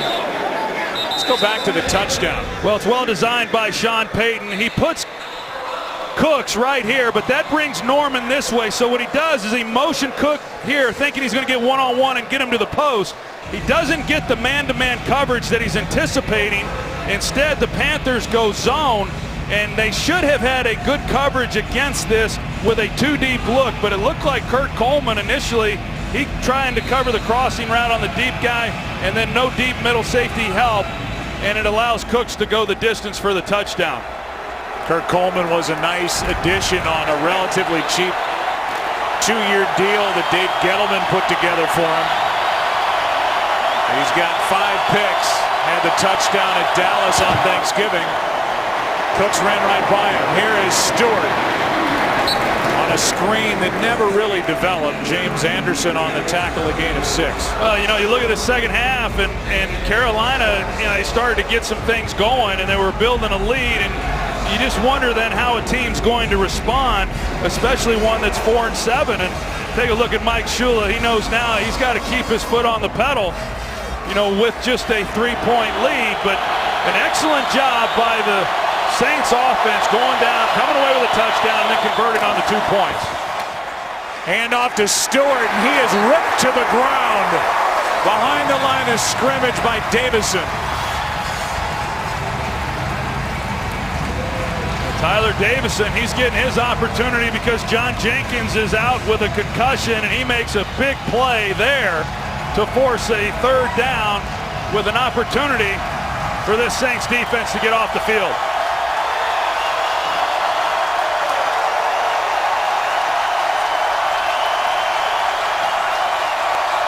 Clock winding.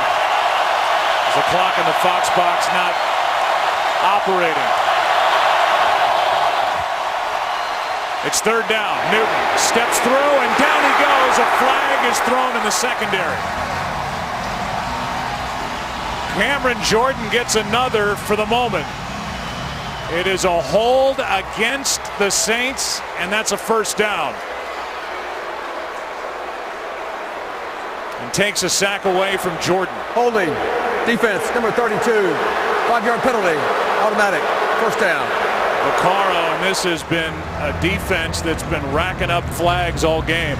Yeah, they have. And Dennis Allen, he says we're going to play man coverage here on 3rd down. And Vaccaro, he has to try to cover Greg Olsen. And as Greg Olsen comes into him, he grabs him, and that's what the official sees. It was a good call. Everywhere else, pretty good coverage. That's a 2nd on Vaccaro, 3 on Browner. 1st down by penalty. Now Cam Newton airs it out. He's got a juggle and a drop by Ginn. And Cam Newton couldn't have handed it to him any better. No, that's what you call just walking it to him. You couldn't hand it off any better than this. I mean, this is a perfect throw. You got Brandon Browner trying to cover Ted Ginn. I mean, take that all day. And as I said earlier, this has been a problem for Ted Ginn is the drops. He's had them really all season long. He had a bobble earlier that he was able to haul in for the catch, but that was a touchdown going away. Newton had 15 straight completions before that drop, a Carolina record. 2nd and 10. Pass is dropped again. This time it's Funchess. This is a Carolina team that lost their top threat on the outside, Kelvin Benjamin. August 19th, a non-contact situation, a torn ACL. Their 1st-round pick out of Florida State last year. Had over 1,000 yards as a rookie. He's missed the whole season. Well, that one that Ted Ginn dropped, that was one of those layups that Jerry Richardson talks about. 3rd down and 10.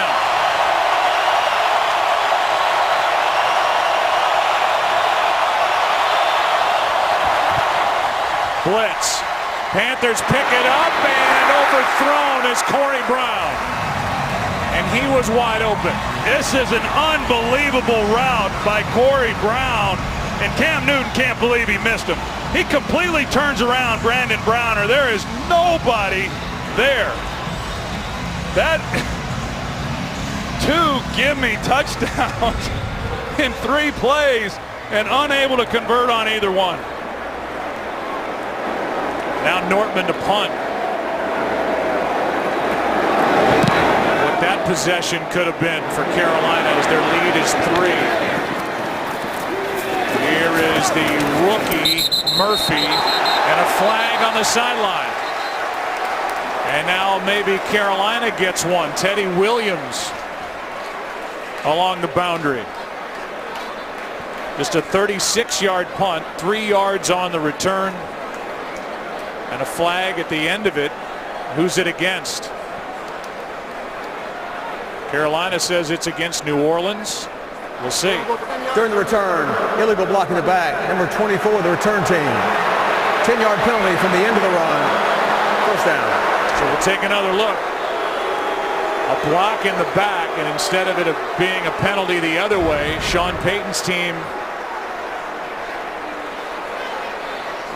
don't know about that, gets called for that. Yeah, I don't agree with that call either. They just see a guy go to the ground and they assumed he got blocked in the back, but didn't see much there by Kyle Wilson. So that moves the ball for the Saints back inside the 30 to the 28. There have been 9 New Orleans Saints penalties in this game. They're averaging 9.5 a game. That's above the league average. Carolina's under 7 for the season per game.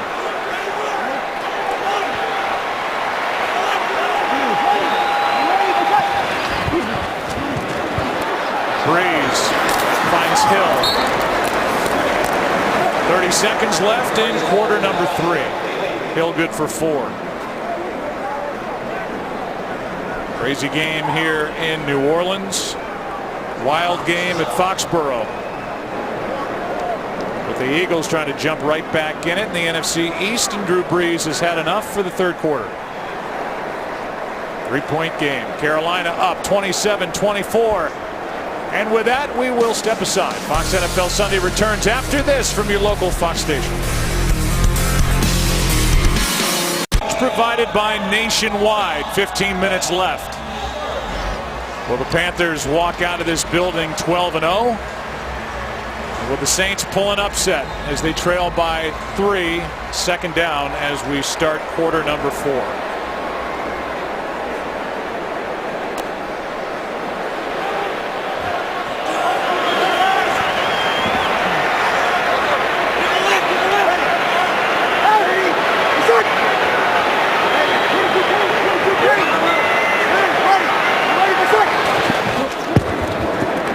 Protection. Breeze down the sideline for Cooks. Underthrown. Penalty flag on Ben Wickery. Never got his head around. Well, they come right back with the same action that they scored the touchdown on earlier. They motion Cooks across the formation. Defense number 25. Ball is placed at the spot of the foul. Automatic. First down.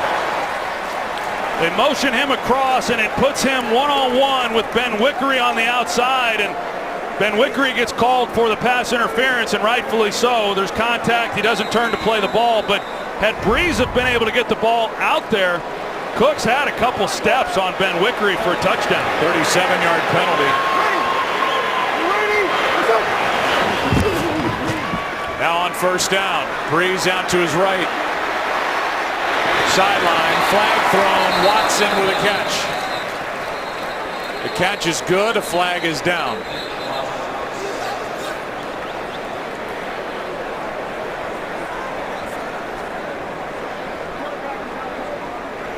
There is no foul for illegal contact. The quarterback immediately rolled outside the pocket.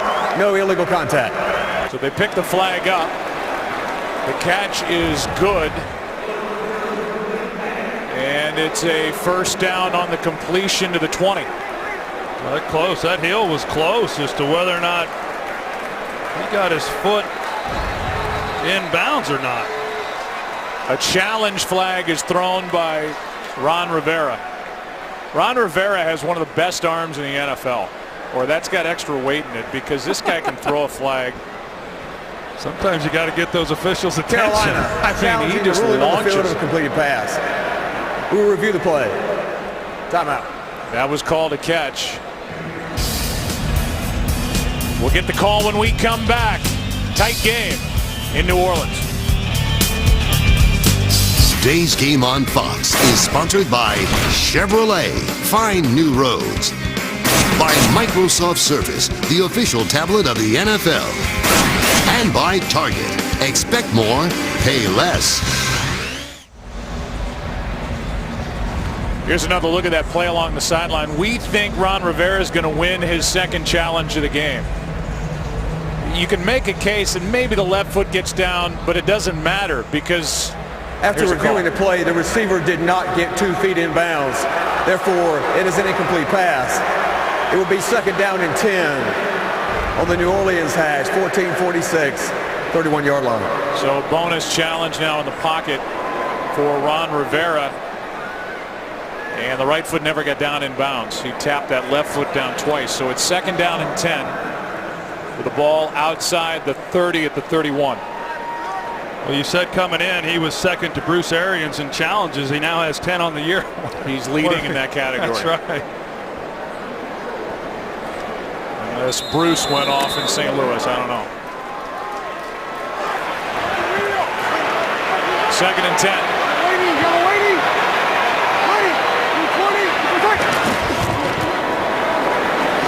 Pass is caught by Hill. And Josh Hill, who came in with 10 catches on the season, good for 7. Kuechly on the stop. Yeah, well, this has been an impressive drive. Like I said, this is a defense that it's hard to move the football against, and for a New Orleans team that, you know, obviously is down this season, has not had the year that they had hoped to have coming into the year, got down, and everything was pointing in Carolina's favor, and they just keep playing and keep plugging away. And right now, regardless of what happens here, they've got an opportunity to tie this ball game up. Timeout taken by Drew Brees. Each side now has used a timeout in this second half. Drew Brees knows what it's like to be undefeated late in the season. He and the Saints were undefeated, got to 13-0 back in 2009 when they won it all, and now it's Cam Newton's turn, and it's the Carolina Panthers' turn, and it's been impressive to see them climb out of this 14-point hole. This is a game. Yeah, they just keep playing. I mean, there's been a lot of things in the first half. A lot of things were going in their favor. They were able to create the takeaways in the second half. Here they get behind, and it looked like the game maybe was starting to get away from them, but you know, they haven't quit. I think that's a good sign for this team. It's a good sign for this staff. And, you know, we knew coming into this game that this was going to be a challenging game. Two teams that know each other a lot and have been at the top of the mountaintop. Certainly the Saints have been, and the way that Carolina's been able to play this year. It was a good meeting the first time they met, week 3. That game ended basically on an interception by Norman in the end zone. A 5-point Carolina win. Now 3rd down and 3. All alone. Catch. Touchdown. Coleman. Saints back on top.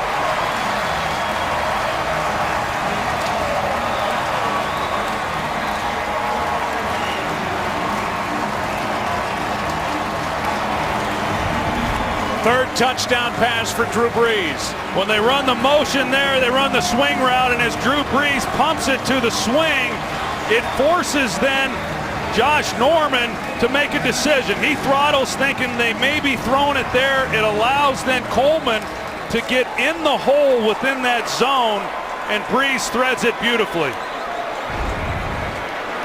Coleman, Cooks, and Watson with touchdown catches for the Saints, who lead by 4. Drew Brees at home, deadly for the 4-7 Saints, trying to knock off the Panthers here today. Coleman good from 24 yards out, and for the young receiver, first year out of Rutgers, he's going to get more and more playing time down the stretch. Sean Payton loves him. Brandon Coleman has his 2nd touchdown catch of the season. Whitaker takes a knee. Well, they may be 11-0, but it has not always been easy. Some close calls this season. Overcame a 13-point deficit to beat Seattle on the road. They defeated the Colts in overtime after blowing a 17-point lead. That was a game where Ted Ginn dropped what could have been a game-ending touchdown catch, only to be bailed out by the right foot of Graham Gano, who's the special teams player of the month. For the month of November, here's Cam Newton down by 4. And we'll see whether or not Dennis Allen is going to give help to Brandon Browner. Fake toss, handoff to Stewart, a lot of room to run. And Jonathan Stewart is going to pick up 11 and a 1st down. Well, it's an excellent job by Mike Shula, the offensive coordinator. They play the safety deep to give help to Brandon Browner, and because of that, they are not able to drop the safety down to help in run support. So they don't throw the ball at Browner. Instead, Mike Shula decides he's going to run it, anticipating they're going to give Browner help, and it pays off. Started slow, but Stewart's had a nice day, and he has been tough to bring down. 4 yards of carry for Stewart and a touchdown. This is going to be a hold as Newton throws it away. This will be a hold against the offensive line of the Carolina Panthers.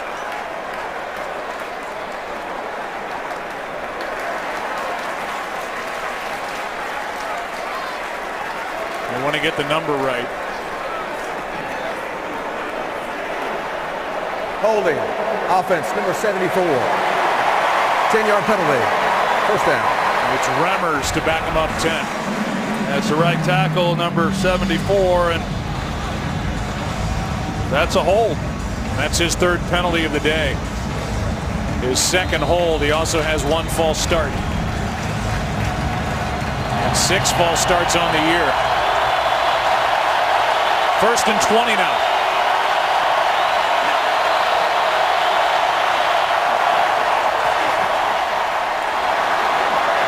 Deep down the middle, pass caught by Olsen. He and Jarris Byrd were right there, and Olsen got in position for a 32-yarder. Well, they call the perfect defense. They got Stephon Anthony, who's running with Olsen up the seam. It's an old Tampa Bay cover 2 is what they call it, but a perfect throw. Olsen's playing the ball. He's able to see the release, come back, make a play on it, and Anthony never able to get his head turned around. Just great execution. The hit by Byrd came a step too late. Here's a pass caught somehow by Corey Brown, and he was dropped immediately by Kyle Wilson. Gain of 2, and that was a painful 2 for a guy they call Philly Brown. Yeah, for a guy who's finally getting back onto the field this week after missing the last couple with a shoulder injury. By the way, Aaron Andrews confirmed that they were checking the head of Cam Newton when he jogged off the field after getting that hit by Maudie earlier in this half. They're one-on-one down here. Newton's looking that way, and now fires for Ginn downfield. Touchdown, Ted Ginn.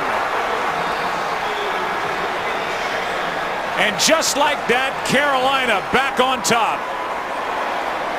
Newton's got 4 on the day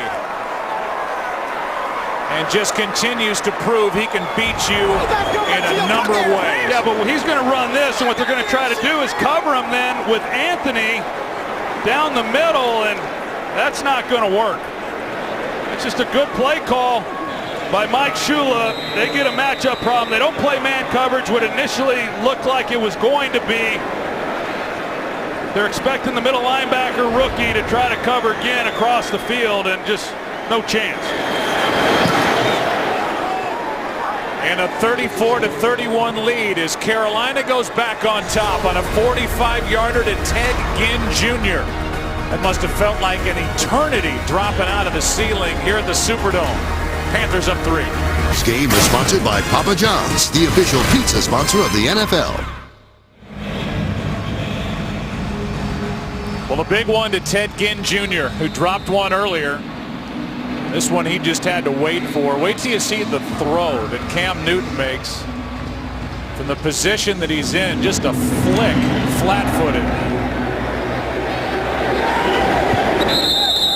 So impressive as the Saints will start from the 20 down 3. Yeah, I don't think anybody questions Cam Newton's arm strength. If they do, then all they got to do is watch this. He launches this off his back foot about 55 yards in the air, and going back to what happened, yeah, Anthony trying to run underneath it, but here's Kyle Wilson. He's playing backside, and with nobody releasing this way, he's got to get back and help, and he's not able to, and that's who the coaches were talking to when they came off the field as to why there was a breakdown. Ted Ginn, he knew he's just cradling this one. he was not going to drop that ball. Starting from the 20 down by 3. Down goes Breeze, and it's Thomas Davis back near the 10.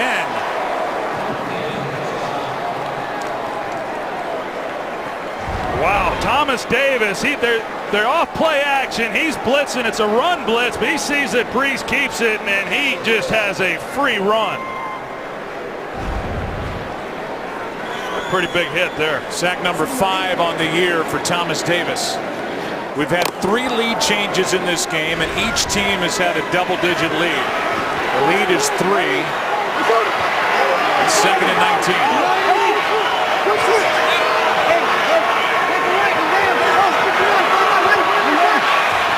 Just got it away. Here's one for Watson. Pass picked off. Another one for Coleman. That's number 6 for Kurt Coleman. And the ball just finds number 20 for Carolina. That's 4 straight games with an interception for Kurt Coleman, and what a year he is having. He's playing middle safety, and I don't know exactly what Drew Brees sees, but he goes to the middle of the field, and then Brees is trying to throw a deep post right where he's at. So a throw that really gets away from him, but even if he had thrown it where Ben Watson would have had an opportunity, they weren't going to make a play. Just an excellent job defensively, and Kurt Coleman with another interception. Mentioned earlier, a big pickup by Dave Gettleman, the general manager of the Panthers. A good 2-year deal. He's been a nice find. But it's a nice find inside a defense that's well coached and works. Saturday, the final round of the Franklin Templeton Shootout. Can't wait for that. Names like Zach Johnson and Matt Kuchar and Graham McDowell. It all starts at 1 Eastern, only on Fox and streaming live on Fox Sports Go. That's from down in Naples. Well, Brees can't be happy with what he's seeing there. You talk about Kurt Coleman and Sean McDermott, the defensive coordinator. They were together in Philadelphia. Coleman knows this scheme, knows the system. It's been a great pickup, and he has played, as so many of these guys have. You don't get to 11-0 without a lot of great performances. Pass is caught by Olsen. Can't reach for the first down. He's a yard short.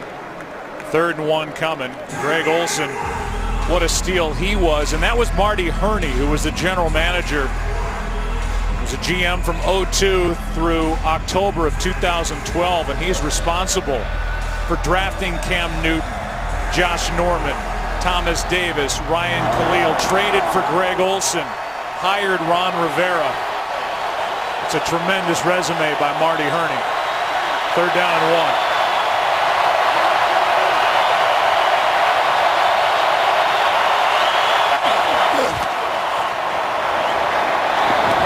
Is incomplete. Newton had Olsen all alone, and the throw just died on him.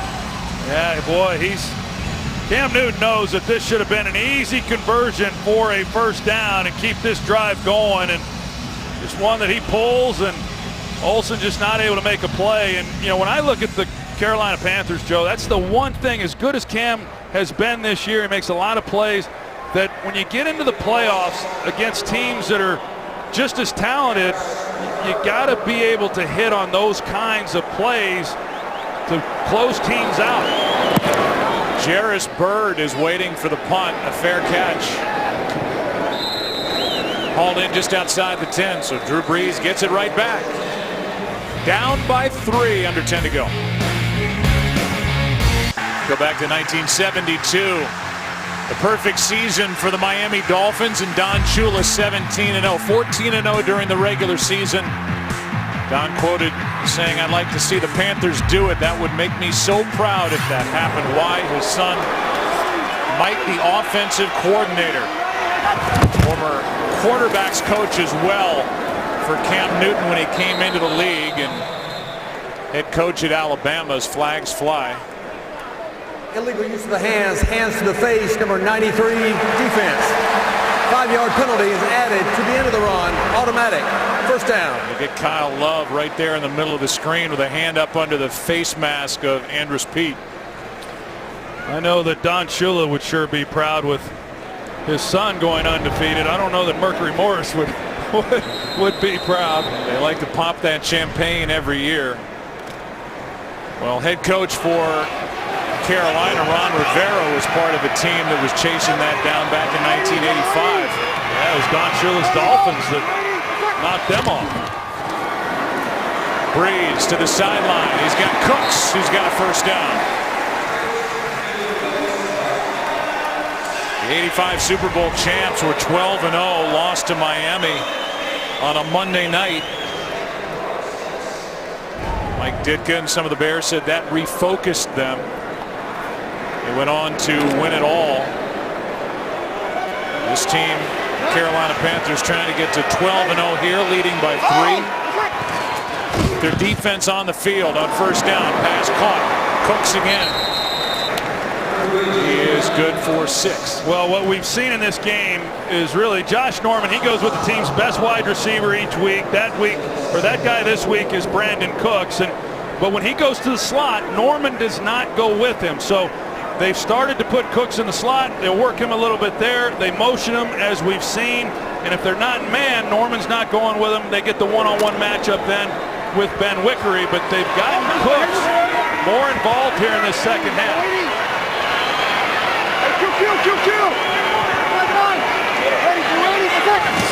Cooks now across from a linebacker. Pressure on Breeze, going to run. First down and more. Got a good block along the way, and he slides down with a first down at the 48. Well, everybody locked up here. He's pulling out, and then once there's some room, no eyes are on the quarterback. As Breeze gets up inside the pocket, he realizes that and takes it for a nice gain. Season-long 12-yard carry by Drew Brees.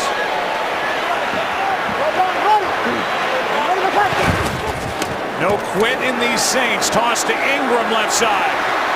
Good blocking out on the edge, and he spins for another first down. Went around Kirk Coleman on his way to a 13-yard carry on that toss.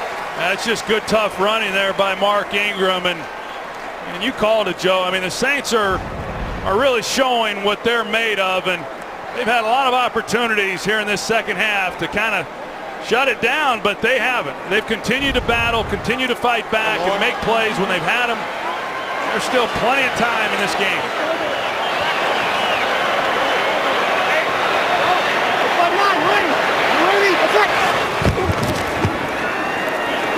Pass is caught near the 20 by Umanuanui. Illinois Mike, as they used to call him. He is a tough, big tight end. He's good for 19. Yeah, not a guy that they really throw the ball to all that much. Primarily a blocker. They were able to pick him up from the Patriots in the trade earlier in the year. Makes a tough catch in traffic. That's his longest of the year, and that's 9 different receivers hit by Breeze easily inside field goal range. Blitz. Saints pick it up. Ingram out of the backfield. Near another first down. And they're going to give it to him at the 9. It's first and goal. Well, they got this defense reeling a little bit. They get Ingram in the flat. Kuechly is the guy in coverage. This is a heck of a drive right now by the Saints offense.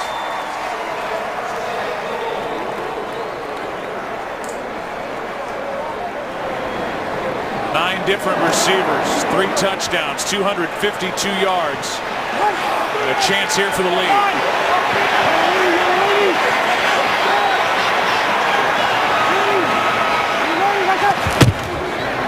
They run it. Ingram, touchdown, New Orleans.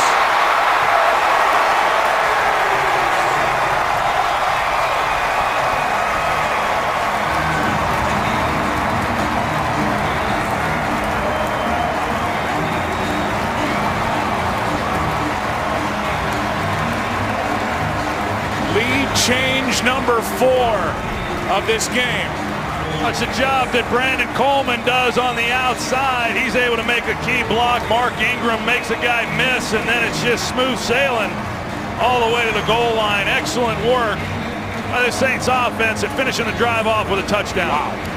Ingram scared the wits out of that poor woman down behind the end zone as he fired it against the wall.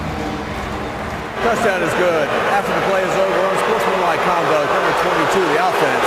That 15-yard penalty will be assessed on the kickoff. That's against Ingram, and it may be because of this. There's the woman down back behind the end zone, right over the head of the photographer to her left. And she was like Wow. Well, that photographer got a nice shot. And Ingram got a penalty. I don't know about the penalty. I'd be anxious I've never to seen check that one called with Mike Pereira, unless we missed something that happened after that. The lead is 4.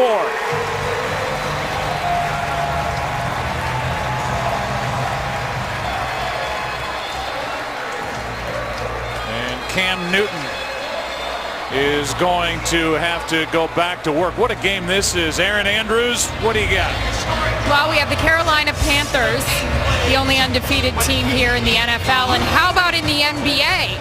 Steph Curry, reigning NBA MVP, leading the Golden State Warriors, who have won 21 straight. He is a huge Charlotte fan. Well, he's from Charlotte, huge Carolina fan, born and raised in Charlotte. Of course, his father, Del Curry, played for the Hornets. A lot of these guys on the Panthers went to that game this week. Cam was telling me he had a chance to meet up with Steph after the game. I did ask, who do you think will lose first? He said, because I am quite the competitor, I think that's going to be the Warriors. We'll have to see, guys. Yeah, Steph Curry, by the way, I will say this, sorry to interrupt. He believes also the Warriors will lose first. And since the Super Bowl is being played in Santa Clara, Steph Curry has said we do have a day off that day. So I'd love to see the Panthers in town. Aaron, thank you. The kickoff will be returned, maybe, eventually. Whitaker. And after the penalty, Whitaker, the slow start. And now he's got a good return. Flag flies late in the return by Fozzie Whitaker. Sometimes you see that when a kickoff is dropped, it kind of throws the timing off. And Whitaker had a 38-yard return, but there was a penalty flag in the middle of it, and it's against Carolina. Return, holding, receiving team number 21. 10 yards from the spot of the foul. First down. What a job Luke Walton, by the way, has done stepping in for Steve Kerr, head coach of the Golden State Warriors. And there's the penalty. They called it against Teddy Williams. And instead of starting at midfield down by 4, they're going to start at their own 25.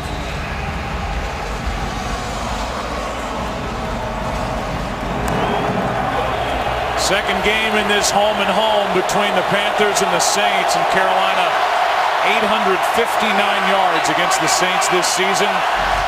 They're trailing here by 4.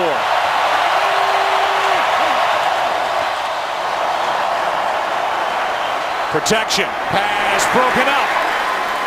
Browner with a coverage, no flag as Ted Ginn got up looking for one. 2nd and 10. Yeah, they have Brandon Browner locked up on Ginn again, and with the dig route, excellent coverage there. Maybe contact on that left shoulder with the left hand. But one of his better plays in coverage when we've seen him locked up.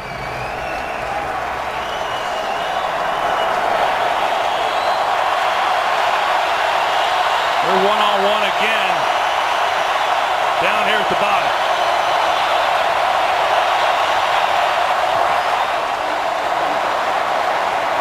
That's Ginn. He's got a first down. Just a flick of the wrist by Cam Newton. And Ginn flashing across the middle, good for 13. Yeah, I think Cam Newton and Mike Shula, the offensive coordinator, when they see the one-on-one, if they've got a pass called, that's where they're going to work. And if it's a foot race between Ted Ginn and really anyone, Ted Ginn is one of the fastest guys in our game. It looks like Newton's looking for who's ever across from Browner. On 1st and 10. Pass is high and hot for Tolbert. Incomplete. Sean Payton has to be pleased. That's a reflection of a head coach. They've lost 3 in a row. They are out of it in 2015.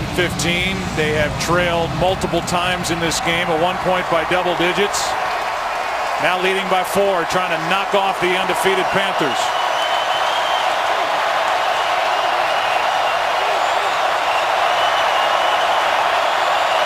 It looks like New Orleans may be bringing it here. Here they come. Newton runs right through it. runs into the umpire right in the middle of the field, and it'll bring up third down. The umpire is Fred Bryant. He got a face full of Cam Newton on a 5-yard run. Well, this was a designed quarterback draw the entire way. The outside receivers are blocking, everybody is, and if you can get past that first wave, you've got a chance. With the man coverage and no safety help, I'm a little surprised Newton didn't check out of the run. Sean Payton is livid on the sideline. Third down and 5. This one for Ginn. Pass is dropped again, but a flag is thrown. And Ginn dropped another. There's a hold call in the secondary.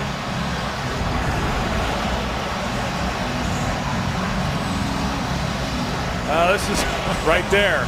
It's against Bird, but here's another one off the hands of Ginn. Yeah, this one, he's trying. That's a heck of a play. If he's able to haul that one in, you try to lay out. Not an easy. Holding, defense number 31, 5-yard penalty, first down. They get Jarris Bird with the contact. It allows them to get the first down, but we're seeing why the Saints have had issues this season in coverage. They've given up a lot of big plays, a lot of yardage, and we've seen a lot of opportunities as Sean Payton just not happy over there. Well, they had 12 guys again in the huddle. That's why he came sprinting down the sideline. That's happened 3 times in this game that we've seen. Quick throw, Brown into Saints territory.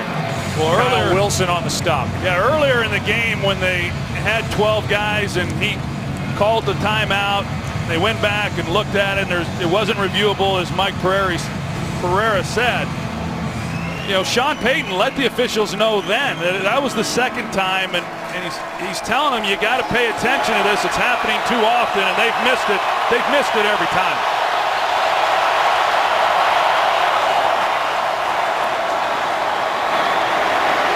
Newton has his arm hit, incomplete. The reason having 12 men in the huddle is a big deal. Let's see who got his hand on Newton. It looks like the left hand of Kevin Williams got there. It dropped untouched. Third down is because defenses put their personnel out there based on who's in the huddle. And that's why Olsen was looking for a flag on Vaccaro. We've seen another missed penalty here. Third down and 5.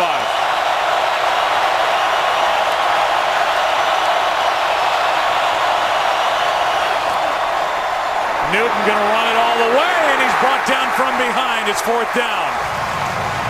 Brought down by Kikaha. And now a decision for Ron Rivera. Well, similar situation. He went for it there in the first quarter. It's fourth down. Newton looks like he got up in some pain. I think there's no question you go for it here. It's a little longer than what it was, but I'm surprised, Joe, on third down there. They got one-on-one with Brandon Browner. He gives a cushion. You take a hitch route, you got it. Instead, they try running Cam Newton. They got it here, too, if they want it. There's a hit high on Newton, who had his neck bent back. Now out to his left on fourth down, flips it. Caught by Olsen. The catch at the 30. And Newton waited for as long as he could, flipped it at the end, and just barely got it to Greg Olsen. Yeah, Greg Olsen, he's able to make a play on this and keep this drive alive for the Carolina Panthers. 2-minute warning in New Orleans. Well, the Saints have challenged it. And here's what they're challenging. Olsen makes the grab, is going to the ground in the act of the catch. He rolls over. The ball will escape that right arm for a moment. Question is, did it touch the ground when it did? Looks like a clean catch there. against the body, the rollover, but it comes out at the very end.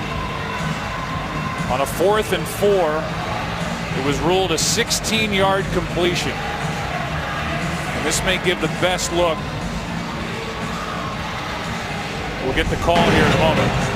After reviewing the play, the ruling on the field stands. It'll be a first down. New Orleans is charged a timeout and a challenge. It is a 2-minute warning. And Sean Payton is still on fire because of the officiating here in this game. Mike, is that what you saw back in LA? Yeah, here's what I know when they look at it. The ball did not come out when he hit the ground. He rolled completely over, and then the ball, he's got it tucked in, and then the ball came out after that. There's always an end of the process, and they look at that as being over. And here, he got control of the ball before the tip hit the ground, and he maintained that control, so they were right to stay with the call. Okay, good. It's an unbelievable catch by Greg Olsen, a ball that even with Cam Newton under pressure, didn't need to be that difficult, but for him to be able to come back and make a play on a low throw on 4th down to keep this drive alive, that's a heck of a job on his part. I say good because the last thing you want coming out of this is more controversy on a catch, non-catch. Talked about Roman Harper and what he wrote in the Peter King column. The fiery coach. He is fiery today.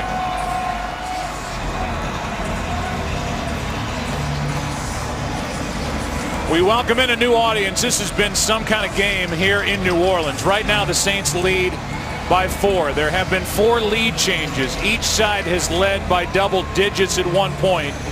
New Orleans led 14-0 early. You know the story with Carolina. They are 11-0, trying to go to 12-0. They have a first down at the Saints 30. Saints have lost their last 3. They're 4-7 and out, barring the miraculous of playoff contention. Newton, pass, caught. Cotchery spins his way inside the 20 with a Carolina first down. Well, what we're seeing a lot of is just man-to-man safety in the middle for the Saints defensively. Dennis Allen's just saying this is what we've got to do, and so Carolina just taking advantage of some of those looks. Inside the red zone are the Panthers. 10th play of the drive.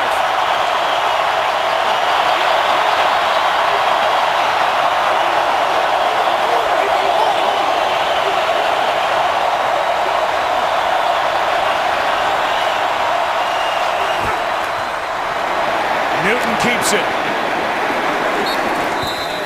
Got 1.5 yards. And a timeout is taken by the Saints. They're out of timeouts. Here's a recap. We'll see what the truck picked. Funchess with a touchdown here late. Cam Newton at one point was checked inside for a hit to the head. Drew Brees and these Saints keep firing. As we said here early, no team, despite the record, wants to come in here and take on Drew Brees in his house. Answers on each side. Here's the go-ahead touchdown by Ingram. But this, if you're just joining us, on 4th and 4, a 16-yard completion that barely got to Greg Olsen. He rolled over with a catch, a first down. Now it's 2nd and 9.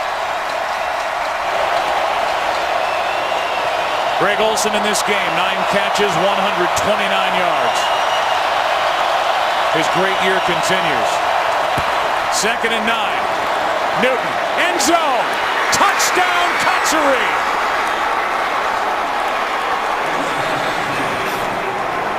And the Panthers go back on top.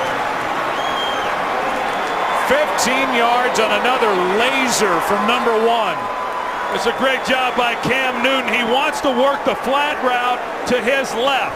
Brandon Browner was in coverage and he sees it, doesn't like the look, goes through his progression, comes back to Jericho Cotchery, who ran an outstanding route up the seam, that gave Cam Newton a place to go with the football. Look at the route. He leans it to the right like he's going to the post, and as he snaps it, or to the corner, and as he snaps it to the post, it creates the separation.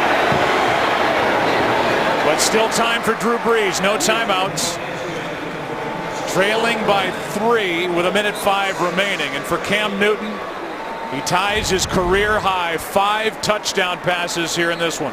Well, you see the flat route and the job that Cam Newton does initially when it's taken away. That's where he was going to go with the ball.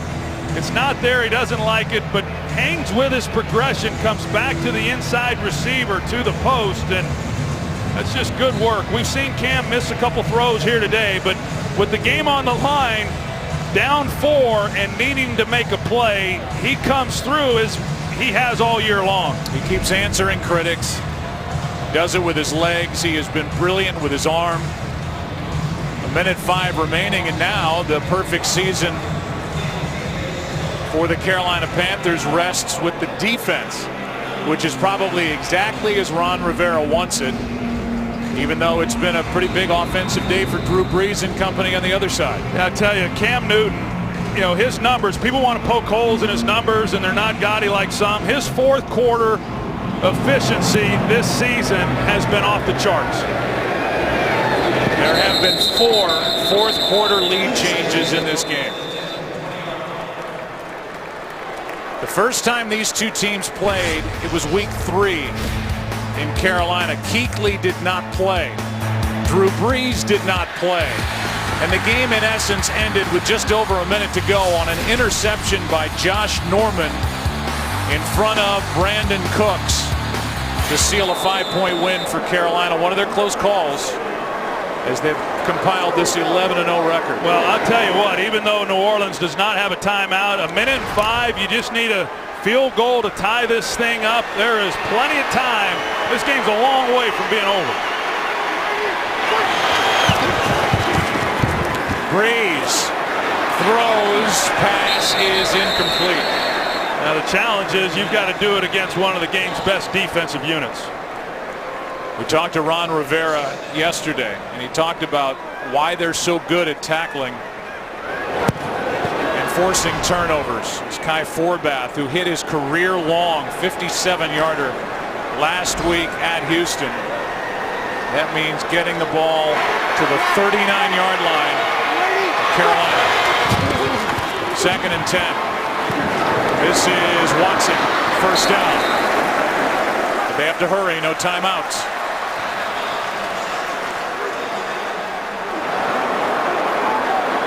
Luke Kuechly, he's directing that defense, getting them lined up, matching what Drew Brees is doing offensively. Kuechly can't get home. Got blocked by Ingram. Pass is caught. That's Cooks in midfield. And now we'll see if Brees clocks it. Under 30 to go.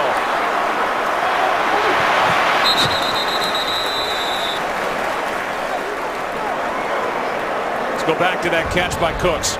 Well, first you got Mark Ingram, who comes over and he's able to get enough of Kuechly to where he's not able to get there. It frees up a place for Drew Brees to step up into the pocket, and then he finds Cooks. And we've seen Mark Ingram now make some really key blocks in pass protection, and that's good work there. The ball right at midfield. They only need 11 yards from this spot to bring about a 57-yard try. They want more than that. Brees comes underneath, incomplete. Kuechly with coverage on Ingram. This is a good tackling team and a turnover forcing defense by Carolina, something they work on every Wednesday. As you look at Kai Forbath, and this defense is trying to keep Forbath from having a chance. What Forbath and this field goal unit's got to be prepared for, if they catch the ball and it's inbounds, clock's running, they got to be ready to get out on the field and try to kick a field goal to tie this thing up.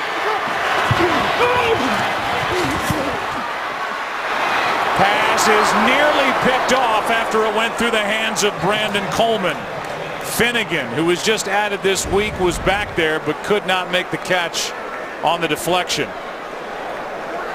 Yeah, this is going to be tight now. With just 15 seconds left in this game, I don't think there's enough time to complete one inbounds and get your field goal unit onto the field, and that's assuming that they can get it in position to even give them a chance. Well, right now it's 4th and 10. So they have to get the first down. And a timeout will be taken by Carolina. Charge timeout. Carolina. Their second. It'll be 30 seconds. Give another look at the NFC South. Carolina is the only undefeated team left as we play here in week 13. The former Chicago Bears linebacker Ron Rivera, the steady hand in charge of the Carolina Panthers, has his defense out there trying to make one stop here on 4th down to go to 12-0. Well, you Drew Brees, it's 4th down and 10, and you know you're thinking that you've got to work the sideline somehow. You've got to get the first down, and somehow you got to be able to get this clock stopped.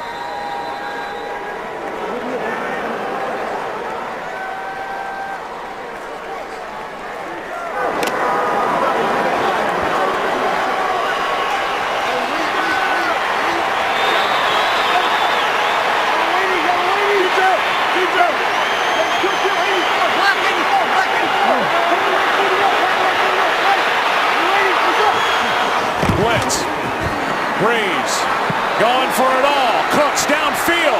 Incomplete. And the Carolina Panthers, with no flags out on the field, are going to go to 12-0. Josh Norman in coverage, their best corner. And they finally got the matchup with Norman against Cooks, and Norman was right there. And they gave him one-on-one. I mean, as they do, they put their best corner opposite him one-on-one. They play one-on-one to the field with Brandon Coleman. And, you know, if you trust that your guy can win, you've got a chance on a comeback route to catch it and get out of bounds. Instead, Sean Payton decides he's going to try to take a shot down the field and challenge their best corner. And Josh Norman, as he was week 3, as he has been all year long, was up for the challenge. Carolina's 12-0. Ron Rivera is in charge of the 9th team in NFL history to start 12-0. 6 of those teams advanced to the Super Bowl, 4 won it all. Cam Newton, the roll continues. The winning touchdown to Jericho Cotchery. OT presented by Lowe's coming up. A big win for Carolina by 3.